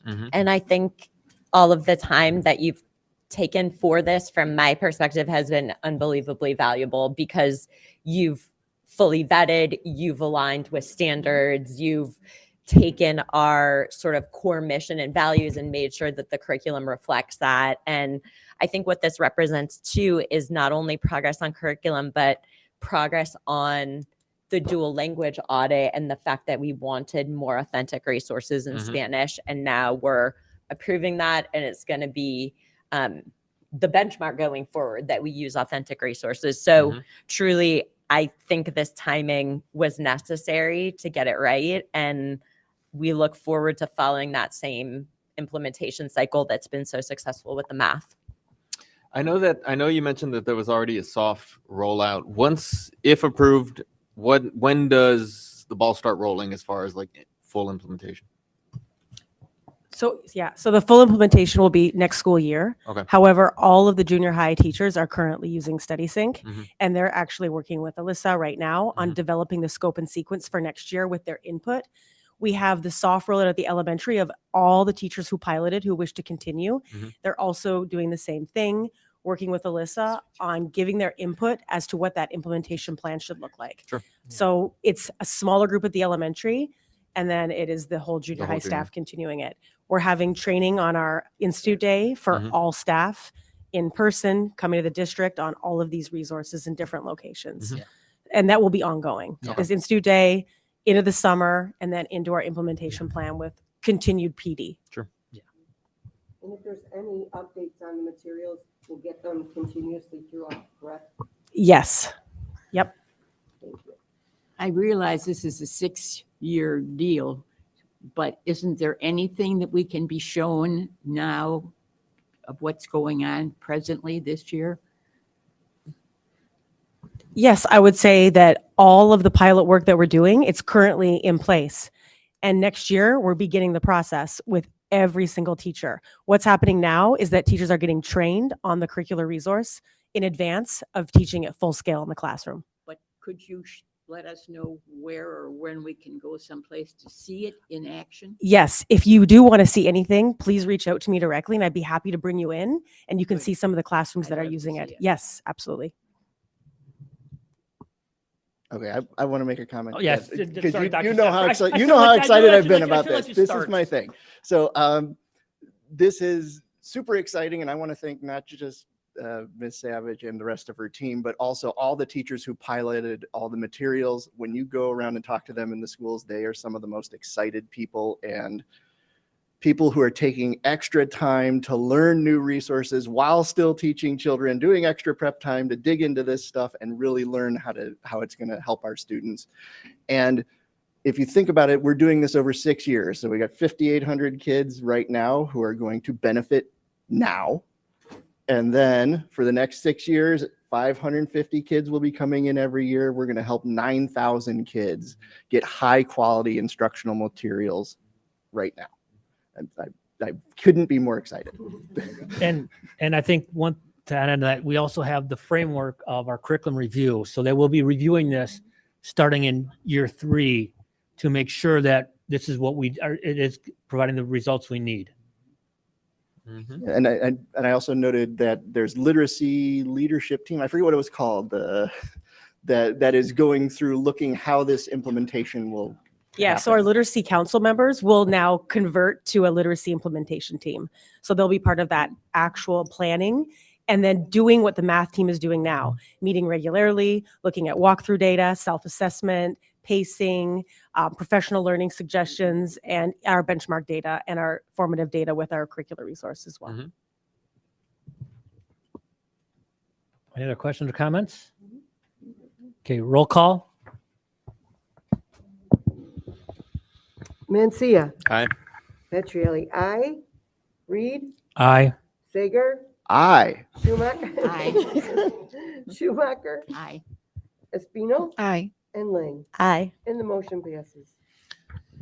All right. Yes, maybe that is a round of applause. You'll get a clap for that one. Okay. Item 8.02, approval of resource allocation plan for the 23-24 school year. This is what we had discussed earlier about the additional employees. Can I get a motion? I'll do it. I got a hand available. Be resolved on the 13th day of March, 2023, the Community College School District 59 Board of Education approved the following resource allocation plan for the 23-24 school year to increase the staffing allocation by 25.0 FTE for programming and enrollment needs, and 11.0 FTE for support staff needs as outlined below. Do we have a second? I'll second. Questions, comments? We're voting on what Ross presented Yes. minutes ago. Yes. Basically giving them go ahead to start hiring people. Yeah. We want to start that process as soon as possible. Because as Ross had pointed out to me last year, it's spring break time now, and that's when kids are starting to apply and staff are looking to possibly change districts or change positions. So another roll call, please. Petrielli, aye. I'll do the roll call. Reed, aye. Dr. Sager. Aye. Ms. Schumacher. Aye. Mrs. Espino. Aye. Ms. Lang. Aye. Mr. Mencia. Aye. And the motion passes. Okay. 8.03, approval of seal coating and restiping bid. Do we have a motion? I'll make the motion. If you could scroll up. Thank you. Whereas bids were open on January 30th, 2023 for seal coating, restriping, and crack filling at 7 District 59 sites. Whereas 4 bids were received with the lowest and responsive confirming bid submitted by Pavement Systems, Inc. at 13820 South California in Blue Island, Illinois. Now, therefore, be it resolved on the 13th day of March, 2023, the Community Consolidated School District 59 Board of Education hereby approves selection of the contract awarded to the lowest and responsive bidder for seal coating, restriping, and crack filling to Pavement Systems, Inc. in the amount of $44,471. Do you have a second? I'll second. Questions, comments? I'd just like to add, this is part of the 10-year facility plan where we're looking to do parking lot resealing parking lots every other year to maintain, because we spent a lot of money recently on asphalt work, and we want to make sure we maintain that. So any other questions, comments? Okay, roll call. Mr. Reed. Aye. Dr. Sager. Aye. Ms. Schumacher. Aye. Mrs. Espino. Aye. Ms. Lang is aye. Mr. Mencia. Aye. And I will mark Ms. Petrielli absent. Yes. Okay, so the motion passes. Okay, item 8.04, the authorization membership to the Illinois Energy Consortium for Electricity. I can make the motion. Be it resolved that on the 13th day of March 2023, the Community Consolidated School District 59 Board of Education authorizes the superintendent to enter into a membership participation agreement on its behalf with the Illinois Energy Consortium for the provision of electricity supply as specified within the agreement. Seconded. Ron, you still there? Yeah, I see you. Can you kind of explain this a little bit? I know, because we kind of broached over in the facility discussion, but I don't think we actually discussed much of it in the last month. Sounds great. So the Illinois Energy Consortium is a group of districts, at least 200 of them, who they work together to ensure that they can get the lowest prices when it comes to energy. It actually, over the next couple of years, would be lower than what we're spending now. We'd be saving $18,829. So we'd be stable like this for the next 3 years. Any other questions, comments? Roll call. Positive. Dr. Sager? Aye. Ms. Schumacher? Aye. Mrs. Spino? Aye. Ms. Lang is aye. Mr. Mencia? Aye. Ms. Petrielli is absent. Mr. Reed? Aye. And the motion passes. All right. 8.05. I'd like to make a comment on that. Mr. O'Connor, can you tell me, do you remember when your cohort, who's in charge of all of our facilities, and I don't know if you were with us, went to Ridge when we were deciding on the playground, and we had the person from the park district there and so forth. How much did we end up spending for the playground at Ridge? I want to compare it with this amount. To answer that, Mardell, it's kind of hard because we were paying for we can't compare Ridge to Brentwood because with Ridge, we partner with our Elk Grove Park District on the cost of it. I We share the understand cost. that, but I was there, I saw it, Right. and I wanted to compare what I know Right. of Yeah. having seen a playground. So Mhm. how much is this playground compared to the other one? You know, it kind of like what Mr. Reed said, it isn't apples to apples because the Elk Grove Park District provided the labor. I understand that. In this case, we're on our own with Brentwood's. And that would be the majority of that But dollar do you amount. remember how much we I- spent for that one? You I don't can't, I don't remember off the top I of was my thinking head. around 200,000, 200-ish or so. But there was also we did two of them there, didn't we? At Ridge last. I believe there were two, yeah, but the dollar amount, I wouldn't Yeah. remember. Yeah, can you get back to This Mardell with that this cost? looks like a big number here. Yeah. That was the same cost for the 500,000 is not chicken feed. no, the Devonshire's and Frost's playground were the same price. They'll be done at the same time, No, we just did those. They were about the same cost. about the same price. Yes, and the cost. The point of this one is not to we're not approving the bid per se. We would like to go out to bid to see what we're getting, but we want to make sure that the bids will not exceed $500,000, labor and parts. Well, I guess I'll trust you on this, but I'd like to know anyway what we spent on the other playgrounds, just for my own. Absolutely, it's always good to compare, Mardell. Definitely. Yeah. Do we have a motion? I'll make the motion. The I'll second. Oh, sorry. No, I got Be it resolved that on the 13th day of March 2023, the Community Consolidated School District 59 Board of Education approves the administration to go out to bid in order to update the playground at Brentwood. The total cost of the playground will not exceed $500,000. I'll second it. Any other questions, comments? Yeah. So to clarify, we are giving Ron authorization to bid this out, Yes. not necessarily cutting a check for $500,000. Correct. And that's actually there's two parts. There's buying the equipment, and then there's the installation and the site work that'll need to be done. And that school is one of the ones that is getting the big influx of students from the Ukraine and Russia. So And that's the one that's they're busting gonna the seam, and the equipment there is rusting. They're going to need the playground. Okay, Roll item call? 8.06, food service contract we renewal. didn't do roll Oh, call. so no, boy. It's okay. Ms. Schumacher? Voting. Mrs. Spino? Aye.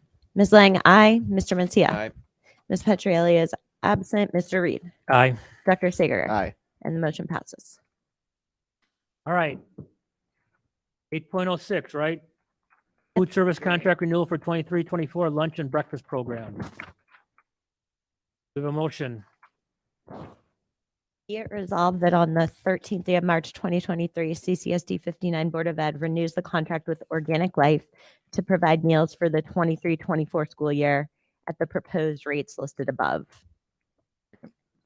Questions, comments? Mr. O'Connor, this is just a 1-year renewal. That is correct. Okay. And why is it a 1-year renewal? So the state of Illinois is just are changing up the entire bidding process. I know that there are some districts that are still trying to figure out how to do that. The state's still trying to figure that out itself, and we do not want to be guinea pigs with something new. And we are happy with Organic Life, correct? And we are happy with Organic Life, definitely. Any questions, comments? Roll call. Ms. Espino. Aye. Ms. Lang, aye. Mr. Mencia. Aye. Ms. Petrielli. Aye. Mr. Reed. Aye. Dr. Sager. Aye. Ms. Schumacher. Aye. And the motion passes. All right. Item 5.07, the approval of District 59 Education Foundation, $1,348.69 donation to the Empowerment Fund and 3 CCSD 59 schools. I'll make the motion. Do you have a second? I'll second. Be it resolved on the 13th day of March 2023, the Community Consolidated School District 59 Board of Education approves the donation from District 59 Education Foundation to the Empowerment Fund, ELC, Low and Ridge, totaling $1,348.69. This donation will be used for the book bag program, pay sequence sets, pre-K orientation activities, and books for Monarch Book Club. Be it further resolved that the superintendent shall communicate to the District 59 Education Foundation in writing expressing appreciation of the members of the Board of Education, and that this donation shall be listed in the official minutes of the meeting. Do you have a second? You got a second. I got a second.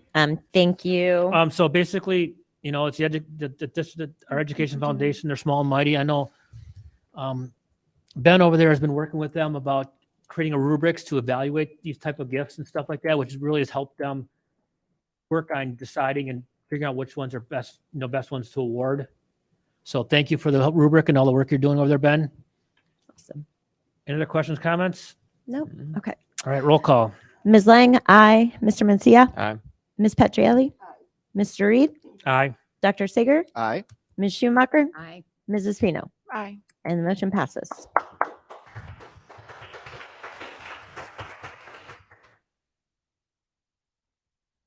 Item 8.08, approval of John Jay PTO donation to John Jay Elementary School. I'll make the motion. Be it resolved that on the 13th day of March 2023, the Community Consolidated School District 59 Board of Education approves the $2,745 donation from the John Jay PTO for a poster maker for teachers to use print high-quality posters to enhance their instruction by adding visual aids. Be it further resolved that the superintendent shall communicate to the John Jay PTO in writing expressing the appreciation of the members of the Board of Education, and that this donation shall be listed in the official minutes of the meeting.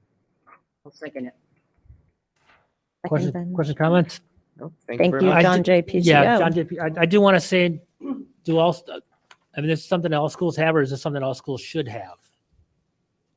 Kind of like a question for, resource wise, it will help with, education kind of thing. Something to look into, just a thought. We seems do like have an access awesome to poster luxury. makers, but they are something that can be improved. We like poster makers in Yep. schools as a former educator. How about donate them? Donate poster makers. Or the district provide them for, so. Okay. Any other questions, comments? Nope. Roll call. Mr. Mencia. Aye. Ms. Petrielli. Aye. Mr. Reed. Aye. Dr. Sager. Aye. Ms. Schumacher. Aye. Mrs. Fino. Aye. Ms. Lang. Aye. And the motion passes. All right. Thank you, Jane. Item 8.09, approval of historic Wagner Farm donation to Frost Elementary School. I'll make the motion. Be it resolved that on the 13th day of March 2023, CCSD 59 Board of Education approves the $653.05 donation from Historic Wagner Farm to pay for the fee per student and transportation costs for a field trip to the farm. Be it further resolved that the superintendent shall communicate to Historic Wagner Farm in writing, expressing the appreciation of the members of the board, and that this donation shall be listed in the official minutes of this meeting. I'll second it, but I Thank have a you. question. Sure. I've read in my package many time about this farm. What is this farm? I don't understand exactly what it is.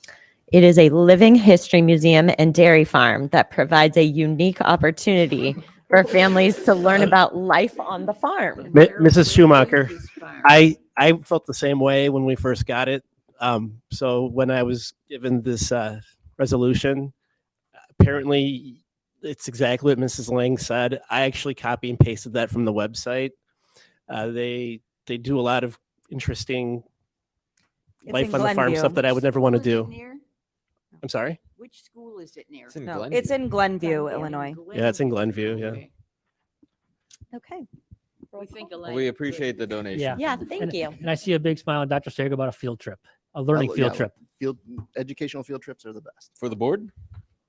Or for the I'm up kids? for it, yeah. Okay. Roll call. Trying to figure out my order. Sorry. Miss Lang, aye. Mr. Mencia, Aye. Miss Petrielli, Mr. Reed, Aye. Dr. Sager, Aye. Ms. Schumacher, Aye. Mrs. Spino, Aye. and the motion passes. Thank you. All right. 9.0 superintendent reports. 9.0 strategic plan department oil reports. Everybody got a mic over there? Yes. So in front of you, you have your summary notes of what we are going to share, so you don't have to sit and take down everything we say. But I wanted to first share the idea. We did, when I first joined the district, a number of audits, which really helped me gain perspective and to learn a lot about what was existing in the district. I think it's a healthy process for us to undergo on a regular basis. So we did an equity audit. We audited our dual language Spanish program. We just completed an audit of our dual language Polish program. We have other regular audits that happen for our early learning, for special education, that are conducted by the state. So one of the programs that I believe that we have not audited in the recent past is our school of choice, which is Ridge Family Center for Learning. So I believe that there's just a number of things that we have that we can still learn about its origin, its history, as well as where we are today. I think it also fits within our long-term planning process when we look at fiscal responsibility as well as resource allocation, school enrollment. So we did that for our dual language programs, which are choice programs. And I think it would be worthwhile to conduct a third-party audit just so we can learn more about it, see its benefits as well as its impact, and be able to use that information as part of our long-term planning. I wanted to just put that out there in front of the board, and that would be something that SLT would then work collaboratively to secure someone for a third-party audit. I'm just thinking out loud. Is that all of our choice programs, like the dual, two-way dual language, Ridge, Polish, Spanish and Polish, Yes. two-way dual language? That's the totality of our choice programs. Correct. So we've done the Spanish, the Polish, and then we would like round it out with this one. Yes. Okay. And again, it was made known to us that back in 2018, I believe, a full report was supposed to be conducted and reviewed. So I think just kind of integrating it within that, it's been 22 years, 21 years since its inception. So I think it would be good just for educational purposes and to see some third-party information on it. Jumping in here late. We're talking about the Ridge audit. Yes. Yeah. I agree. The even when we looked at Ridge, when I was researching the calendar and the balance calendar, just the if you do a search on the Daily Herald for Ridge, just the articles that come up and the history there, very interesting. Just the fact that they used to have longer school days, and there was the big debate of whether or not that was fair. They had an extra month of school compared to the other kids in the district, etc. My recommendation would be, if we're having this discussion now in March about doing the audit here, of just the maximum amount of transparency that we can have with the selection of who the auditor is, and the process in general. But I do think it's recommended. And I truly want it to be a learning and input process, because just like with all of our other audits that were conducted by third parties, they conducted focus groups with parents, they did site visits. So it would just be kind of a really objective view on that school, so that kind of that outside narrative about how we feel one way or another is really taken out. And I think it would just be helpful data, however it's used. And again, it would probably not be shared until after the new board is seated. And that would just, I think, create a further layer of transparency. Yeah, and it's in my discussions with parents, if it was about the calendar or about equity journey, etc. You need those fresh eyes that can come in here and look at how the district operates to ask those questions of why are you doing things this way, because sometimes we just get so used to, well, it's always been that way, or etc. And I've made the comments, even with my own homeschool of low of is it operating to the best of its capabilities there at that facility there. So it's important, to have fresh, independent eyes to look at it, to provide a report, so everybody can have, involvement, everybody can read it, everybody can understand it, and really understand what's going on at that school. So we will pursue that, and I'll bring back more information at a later date. Okay, thank you. Turn it over to SLT. Okay, so Susan already previewed kind of the big part of the professional learning piece I wanted to share.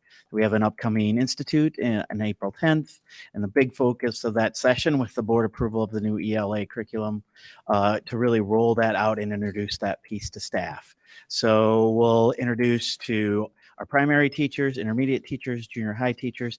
Many, as we know, are already engaged with the curriculum, but we'll roll that out across the district, at least in a half day for all of those groups. We're looking at 350, 400 staff that'll get at least exposed on this initial piece throughout the district on that day. We'll also focus on that day. Our last session in February, we had all of our elementary staff go through a special education and inclusion overview opportunity. We're going to do that with the junior high staff, so that all of our staff really in the district, anyone who works with kids, will have had that opportunity to go through that process and get some foundational training on that piece. Speaking of professional learning, one thing we've talked a lot about is intervention. This year, especially at the junior high, we've rolled out a number of new intervention programs, and I really want to commend Dr. Ossel's department, SSA, and Tricia Senni, our coordinator for MTSS, for the amount of training in regards to those new programs, digging into the data, adjusting and moving through, and really working with the companies that we work with to have on-site training for those individuals. Just a few weeks ago, we had a company here. Staff made their schedules work. We're here before school started so they could get some really small group one-on-one training to really roll those pieces out. And we're seeing a lot of success with that. We recognize the need for the training piece that goes with that. That can be hard at the junior high because they're scheduled. We can work with elementary people. We can sometimes say, we're not going to have that group today. At the junior high, that's a 9-period day. You have to be. So staff giving up time to make that work was awesome. And then the final item, state testing is in session. So this time of year, really now into April, we'll have IAR testing. That's the Illinois Assessment of Readiness for Reading and Math, 3rd through 8th grade. The ISA, the Illinois Science Assessment, that's for grades 5 and 8. And then finally, I don't know that I included in the note, but we also have the dynamic learning maps. That's the DLM. That's a special education assessment. And really only, I believe, 1% of kids who are special ed can actually qualify for that assessment. So it's for kids that those other assessments don't make any sense at all. But our staff have done a great job to prepare and get organized. We often talk about, or I like to say, we don't test prep. We prepare our kids to do their best in this type of environment. So we're very comfortable, feeling good going into the testing season. And that's it for me. Pass it on to Susan. You want to go? Sure. Okay. The next item is human resources. You may be aware or may have read about Governor Pritzker's proposed teacher pipeline grant program that is to directly put $70 million per year over the next 3 years into over 150 school districts to deal with the crisis that is some of the teaching shortage. Right now, they estimate about 3,500 teaching openings in the state of Illinois. But I want to assure the board that District 59 does not fall into this category of staffing challenges. Mr. O'Connor and I do not think in any way, shape, or form we will qualify for any of those funds. We have started going to job fairs. We know about known openings next year. We have already made 7 offers for positions in psychologist roles and dual language. All of our job fairs that teammates have attended did not yield many visitors, but ISU did not disappoint. So if you're watching, thank you. Excellent job. Keep it up. We interacted with over 35 excited future educators. It was heartwarming. And I would say many of them were looking for our table. These are students who know this area. We've already interacted with every single one of them since I returned from ISU, and we have actually completed 10 interviews with that group alone. I also participated in IASPA's, that's the Illinois HR group, in their virtual job fair, which was a first experience for me and fascinating because then I was able to meet with a student going to school in Alabama, finishing her senior year, and we had an interview through Zoom. I met someone at Colorado State. It really was a great opportunity to see candidates this time of year, face to face, that we wouldn't normally see. And it also gave us the opportunity to see what other districts are looking for and what other openings are out there. Every single district in our area is looking for almost every single position and multiples. And I don't say that in a way to make anyone fearful that we are competing over we are in great company. We are still a desirable district. We are getting lots of candidates and we are ahead of the game. So I feel very good about our next steps. I will keep the board posted. Regarding instruction, we talked already about literacy tonight. That's amazing. And we are also going to be looking at opportunities for parents. I don't want to miss that to share that, but we're going to be sharing some information and dates with the board as well. We're thinking about doing some Zoom sessions with families to hear about the curriculum and then offer in-person opportunities to come and preview and get some takeaways. So I didn't have that on there, but I'll share that in the update. Math Year 2 implementation. We are in our final round of gathering our data for this school year, our self-assessment, our walkthroughs. We're continuing to offer our demonstration classrooms, which are well attended, and they are providing a lot of support for staff in that work. Social science teachers, they participated in vendor presentations in the last few weeks, and the team has selected Savis My World and HMH Social Studies. The Savis My World pilot will begin right after spring break, and the social science teachers are going to have training next week and also on Institute Day to get ready for that. Science, just another update. We are going to be starting that process in the summer, kicking off the first phase, and we're in the process of gathering staff information on who's going to be on that science council. Our world language teachers are going to be finishing up their pilots before spring break. And then right after spring break, we're going to do the assessment like we've done with the rest of the curricular resource committees to determine which ones they would like to move forward with. And then we'll be having some discussion with the board about what those look like. Junior high dual language. We're going to be having a parent transition meeting on April 4th for 5th grade families transition to junior high, where we can really share what that language allocation is going to look like and what that seal of biliteracy pathway is for students in light of the new curricular resource adoption and looking at our lost links data. We want to make sure that parents have an overview of what the program looks like at elementary and what it's going to look like at the junior high.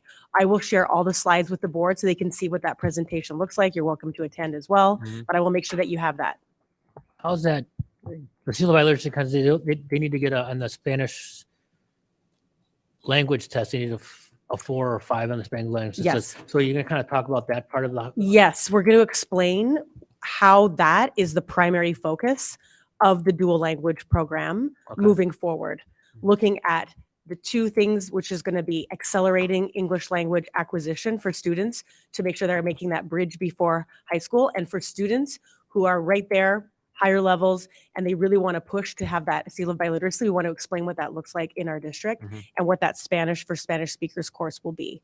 We actually have a curriculum resource that's going to be adopted for that. That's quite rigorous, which will be positive and supportive for our students who qualify for that. Let me ask go ahead. I was going to say, just that seal of biliteracy you're talking about, you get a seal of biliteracy in any language, basically, not just Spanish. For those that are speaking Russian, Ukrainian, all those other languages, their seal of biliteracy is for those languages as well out there. You just need to work with the high schools. I'm sorry, I'm just kind of putting that press, because it is a good thing with my daughter having it. Basically eliminated a number of classes she needed to take in college. Sure. She came in with another 15 credits in the college with that syllabi literacy. Mm-hmm. I know state schools here are required to take a lot. I think it makes 18 coming in from the state schools here. Yeah, I'm not sure. I'd Yeah. have to double check with Dr. Perdomo on that one. So No, very important. The silly question for you, Ms. Savage, just to confirm. So with the SAVIS and with the pilots for world languages, et cetera, there's no overlap with the ELA implementation, right? In terms as far of as like the piloting, are there staff that are now piloting like no, three things at once? yeah, they're different groups of staff, Mhm. which is part of that whole challenge of balancing out and timing it in that way. But no, yes. Mhm. All right, and finally, I think the last thing for me is our Polish dual language program audit. We've been reviewing that from the consultant, and I'm preparing a report for the board currently with Dr. Perdomo, Dr. Bresnahan to share with you probably this Friday, so you can see the entire report as well as sort of a summary from our district team for considerations for next steps. Good. Yes, we'll be able to talk more through that as well. For student services and assessment and goal 2, inclusive learning environment, we have been hard at work planning for intervention going into next year. So when we started this year particularly with junior high WIN, we wanted to make sure we were balancing the need for new resources and increased intervention with the needs of our staff to learn new resources and provide that intervention. Our teachers have been absolutely amazing at communicating with Tricia Sunny, our coordinator, about when and how to expand our offerings for intervention at junior high WIN, which we are starting to do now. So we are looking ahead to next year at how we will identify students. We expect that process to be much simpler and cleaner now that we really have a good idea of how the structures run and what the resources are, and continuing to learn that expansion. So we have the same offerings at every building. Everyone can access the same resources, but buildings can make decisions based on the individual needs of their students. We have also been working with elementary interventionists to make sure that they are setting those mid-year goals and working towards them for their students and potentially looking to expand their resources as well. As I mentioned before, our panorama survey window just closed. We just received that data and it will be released to buildings later this week. So they will be able to start using the data in grit, growth mindset, social awareness and self-management, as well as cultural awareness and action, diversity and inclusion, and sense of belonging to plan interventions and necessary instruction for the remainder of the year in social emotional learning. And we are very excited to be in the planning phase for our next Institute Day, where we will continue, as Tom said, our professional learning in the area of special education and those 6 principles of IDEA.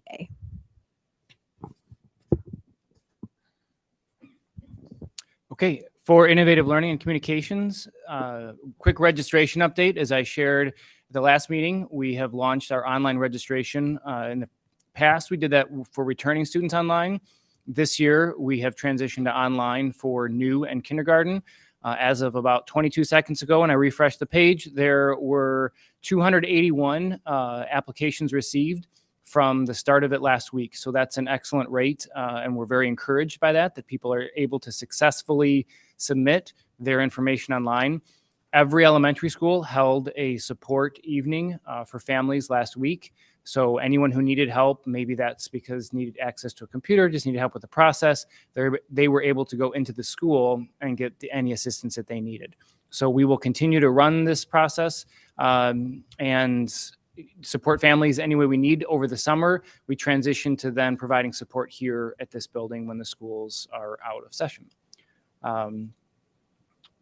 Also, this is the time of the year for our E-rate cycle. So as a reminder, E-rate is the federal program where we receive an 80% discount on eligible equipment and services. So at the next meeting, I will be sharing what our network equipment upgrade request will be for this spring, and then move to action at the May meeting. So this round, we're focusing on some switches, some other equipment that's vital to our network, that those devices are now end of life. So we'll need to be updated this year. And that's all included in our budget and part of our planning.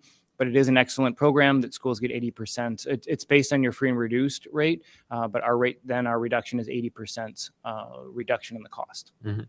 In line with what we've been talking about tonight, as you go through your budget and your expenses, cut wherever you possibly can, because that's obviously what we're going to have to start doing if we're going to do this long haul planning, and so forth.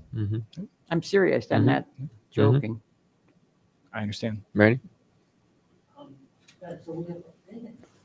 Ben, so will this network stuff address like the connectivity we have, like the Wi-Fi connectivity, or we have the issue we have with some of our schools with not being able to use their phones and stuff like that? That's cellular. That's that. Yeah, I that we want to have- clarify. That's not that's cellular. That's not our Wi-Fi is solid at all of our buildings, but we are working on cellular coverage for individuals and their phones.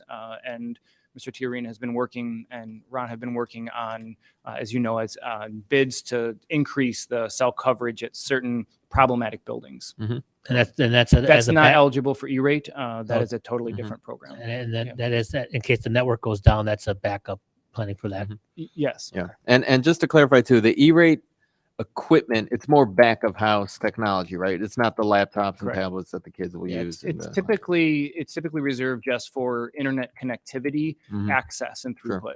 Sure. So the bandwidth that we have through Comcast, our core routing, our core network, that is all eligible. It used to be that cell phones, things like that, were eligible, but those have not. They about 4 or 5 years ago they updated the eligibility, and those are no longer eligible. Okay. It's budgeting season, which is one of the greatest times of the year. So the principals have received their allocations, and the business office, Janet and I are setting up appointments with other departments. And then the other piece that I'd like to bring to the board's attention. So on Friday afternoon, I did receive an email from the Displains.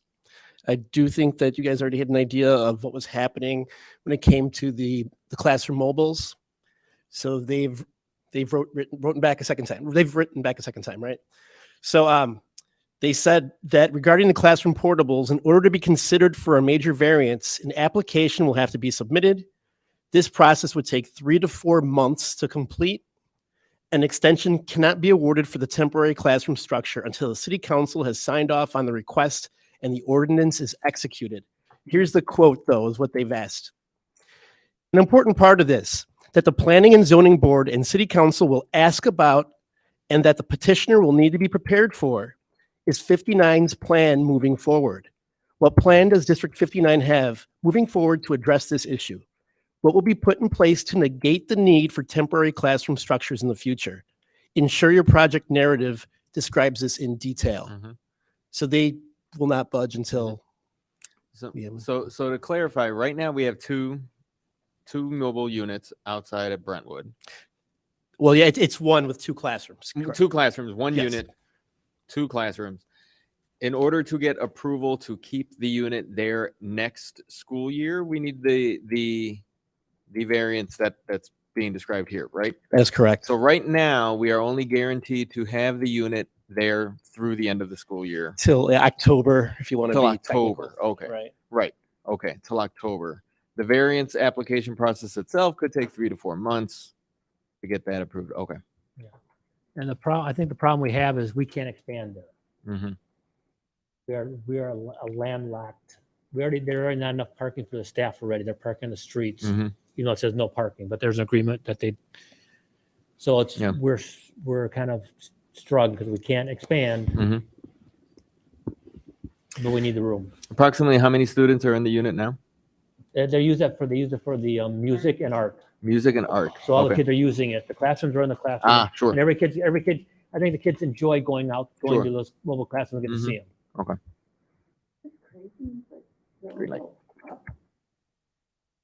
In some of these buildings, if we need the space.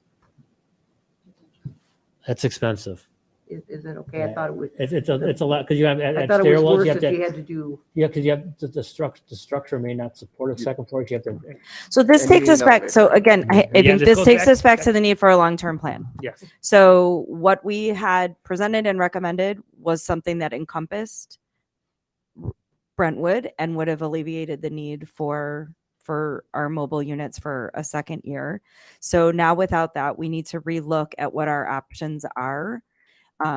If we're able to get this variance, we would need to look at reducing the number of students who are at Brentwood.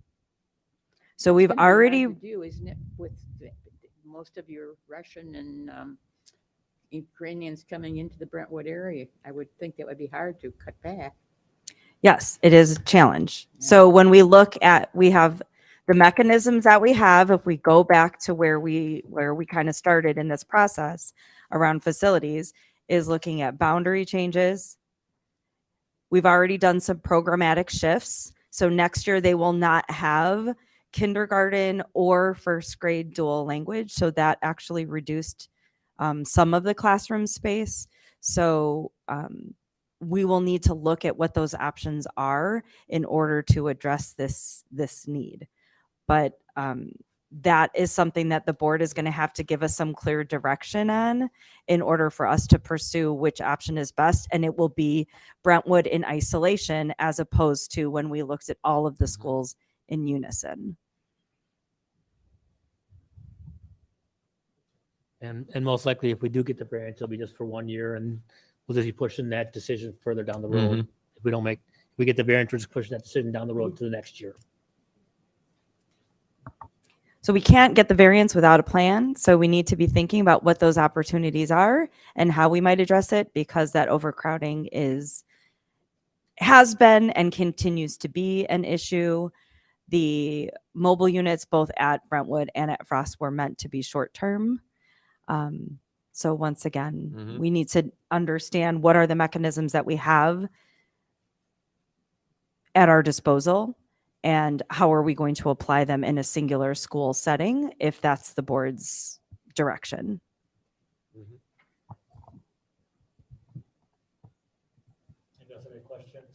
Any questions? I just want to, I understand everything you said, but how are we going to go about it? Are you going to have a committee, or what are you going to do? So I think really if the board says we need to find a solution just specifically for Brentwood, we're going to have to look at boundary changes or some more substantial programmatic shifts, which I am not in favor of. I think it goes against what we've outlined in terms of our values for equity. Yeah. And so that is going to then obviously have impacts. So when we look at Devonshire is actually lower on the end of enrollment. So we have some opportunities there perhaps. So we would have to look again, just at an individual case basis. Maybe I'm thinking too easily here, but you know, I think how to put it. How do we relay this because I'm gonna guess that a majority of Brentwood parents are not up watching this right now, or they may not appreciate or understand the situation at their school with the capacity. So how do we relay that information to them to start generating that feedback from the Brentwood community specifically, to then flush out the best ideas or the best plans? And I don't know how to do that. So that's kind of like my big picture ask here. Maybe Randy, if you can take care of that before me, that'd be great. But- I think the awareness of the current state of Brentwood is well known For the Brentwood families. for our Brentwood families. They see it and experience it. They were very engaged throughout the equity journey, held many meetings through their PTOs. They were very active and diligent in seeking out information. I held one-on-one meetings with some parents. I know the principal, Dr. Barrett, did as well. So I think the awareness of their overcrowding is well understood. If your suggestion or the direction of the board is to seek community input as to the solution, I think that's running a different process. And I think that we would want to discuss that. Yeah, I'm not sure, not necessarily to seek input for the solution, but to seek input, to seek feedback on the impacts that they're facing, so we can address and try to solve for the impacts, if I'm maybe I'm just putting it like I'm thinking of it too simply, but to hear, this needs to be solved. Yes. You know what I mean? And then trying to solve for what needs to be solved. But I think that's what the problem has been, though, is we have been putting Band-Aids upon Band-Aids. This has been another Band-Aid putting on the process instead of looking at the process. And I would also say this, if we need to move programs around, that impacts resource allocation that we've just discussed. If we move a program here, well, they're going to need resources at that school that may not have them originally in the original plan. So there's a lot of, dominoes in this whole thing of how we go about doing this. And I don't know what to do. Well, I think the administration has to come up with some of the original dominoes so we can look at it. But as far as the, what do you call it? The building that we own. What do you know what I'm talking about? The mobile units? The mobile Yep. unit. Mhm. I think the mobile units are wonderful, and these two that we have, we own now, correct? Right, but so that's wonderful. But we need a permit to use them. And right now, this plan is not allowing us to renew that permit to use them. Really? Yes, that's what the whole discussion is about right now is we can't renew never those knew that permits. we ever had to get permission to use them, but I think it's a shame because we now own them, so we're not paying rent to bring it in. Right, but they don't want temporary housing because it's, it's not as, It's considered a temporary structure. Right. So it's really meant to be used during construction when we need that space. So it's meant to be a Absolutely, I think they're short-term wonderful. solution. And the teachers and the students, everybody Yes, has always liked I them. agree, but it's just not the long-term solution. So in the short term, it works, but perhaps what we can start with is looking at least what are some possible options, and then perhaps bringing, a group of people together to explore what those options are, and then begin a planning process for that is the least disruptive. I think what I would really appreciate in the interim is direction from the board in terms of what is off the table, if any of these solutions, because I'd rather not pursue something that the board is not willing to consider. Well, I mean, I think I think we want to have, well, I'll speak for myself. I would like to have as many options as possible. So I think if we're thinking what is off the table, it's probably, I think like what was mentioned earlier, like building up or construction, like more expense added there, or closure of the school, is off the table. But I think everything else should be on the table, and then we start to carve from there. so I think you're saying no construction. But I think that's one of the requirements of the extending our permits if we are doing active construction. That would create a condition for a variance. Right. Yes. But if we were saying we were working on boundary adjustments, for example, we could claim that rationale and then put that forth before the village. And I agree. I mean, this is our problem to solve, not the village's. So I want to be thoughtful in how we approach that. Yeah. I think it would be, of course, construction is an option. Right. Is that the best option when we have buildings that are sitting underutilized? I would not recommend that. Right. I think that would be foolish and not fiscally, responsible. So I think we could bring some ideas to the board that would be possible. I think, again, it's looking at impacts. When we move groups of students, no one wants to do that. Yeah. And that group, whomever that is, will not want to do it. Right.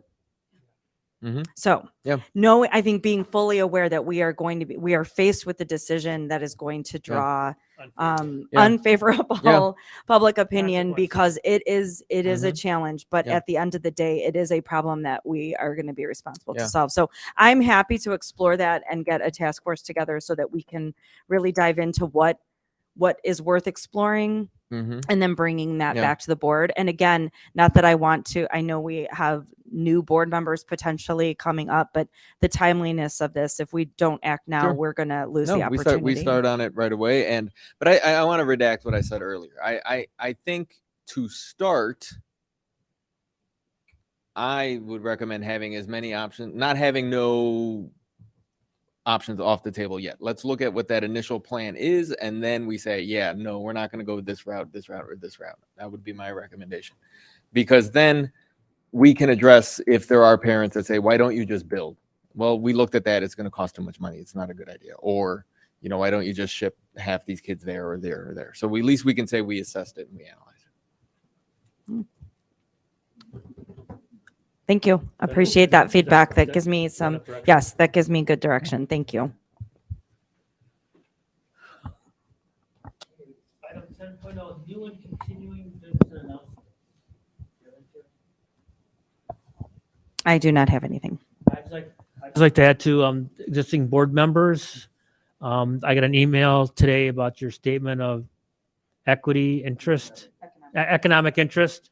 It's due by May 1st. So remember those board members that the four of you, Dr. Sager, Mrs. Despino, Mrs. Mardell, Mr. Mencia, possibly Mrs. Petrielli will need to complete that by May 1st.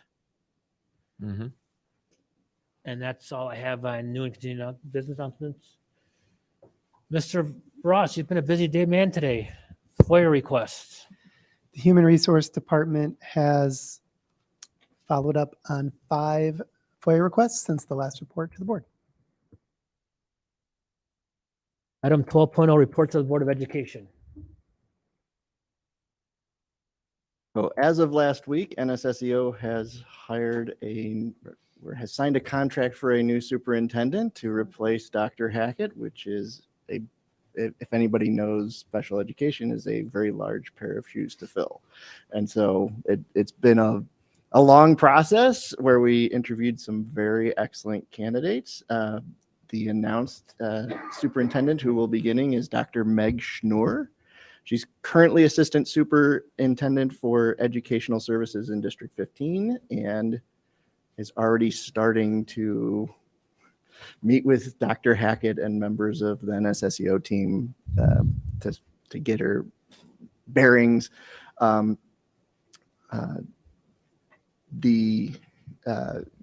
We approved the contract last week, but I think April 5th will be our first board meeting where Dr. Schnur will actually have a chance to meet the public and have a little reception before the board meeting. So that'll be at Timber Ridge. We're at the new gym, April 5th. Do you have a question? No. I know you have to make, there's changes going on. You have to deal with them. Long process, but done. Yeah. Very happy with it. Congratulations. Good. Well, okay. Well, on the 25th of February, I went to the choir concert. What was it called? Festival? I don't know what it was. Yeah, that. My 5th grader participated in that. I think it was like over 200 students.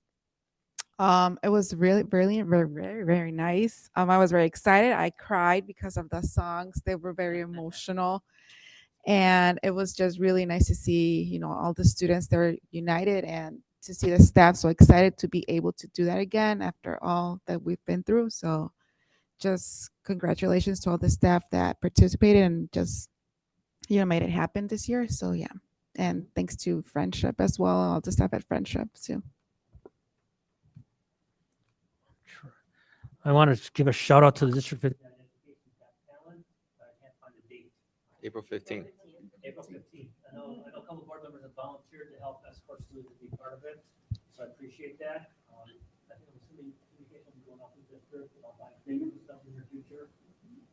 So I know there's some great students out there that can have many diverse talents out. Looking forward to seeing. I did. Since COVID that we were able to have it. Yeah. And I think it's not, correct me if I'm wrong, I don't think it's a ticketed event, but then there's opportunities to buy like raffle tickets and donations. Yeah. It's ticketed. It is Yes, ticketed? it is. It's ticketed. Yes. It's for a few Education Center on- Yes. over there. Yes. So Okay, it used I'm to be at glad you Harper, but mentioned that. now it's at Forest View. Over. Yes. I was laughing because Courtney and I are volunteering there. I tried, but I failed to convince her to possibly do a duet with me at the. Yes, I. What's it? You want a harmonica too? Yeah. I did hear a good comment from a parent of an elementary school person, and it was about the curriculum and the fact they like the fact that there's books and it's actually back to what the way it used to be. And I thought that was very, very good. So cheers. And I forgot to mention, I did get to see Grove Band traveled to Emerson Middle School in Park Ridge to play with their band. And so Mr. Sunken, I guess his kids went to that school. And so he has a good relationship with their band director. And it was cool because you got to see one band play and then the other school band play. And then they got together at the end and played some, you know, a mix of songs. It was a really nice experience. Anything else to add? All right. Can I get a motion to go into closed session? So moved. You gotta hold on. There's something. Hold on. 10 Can you read up minutes there, to Mardell? 9. You gotta make the resolution. You gotta read the resolution. Be it resolved that on the 13th day of March, 2023, Community Consolidated School District 59 Board of Education recess in a closed meeting for the discussion of A, B, C, and D. To consider information regarding the appointment, employment, compensation, discipline. Just AB. As Do a second. written. Okay, roll call, please. Mrs. Spino. Aye. Ms. Lang, aye. Mr. Mencia. Aye. Ms. Petrielli. Mr. Reed. Aye. Dr. Sager. Aye. Ms. Schumacher. Aye. And the motion passes. Thank you, everybody.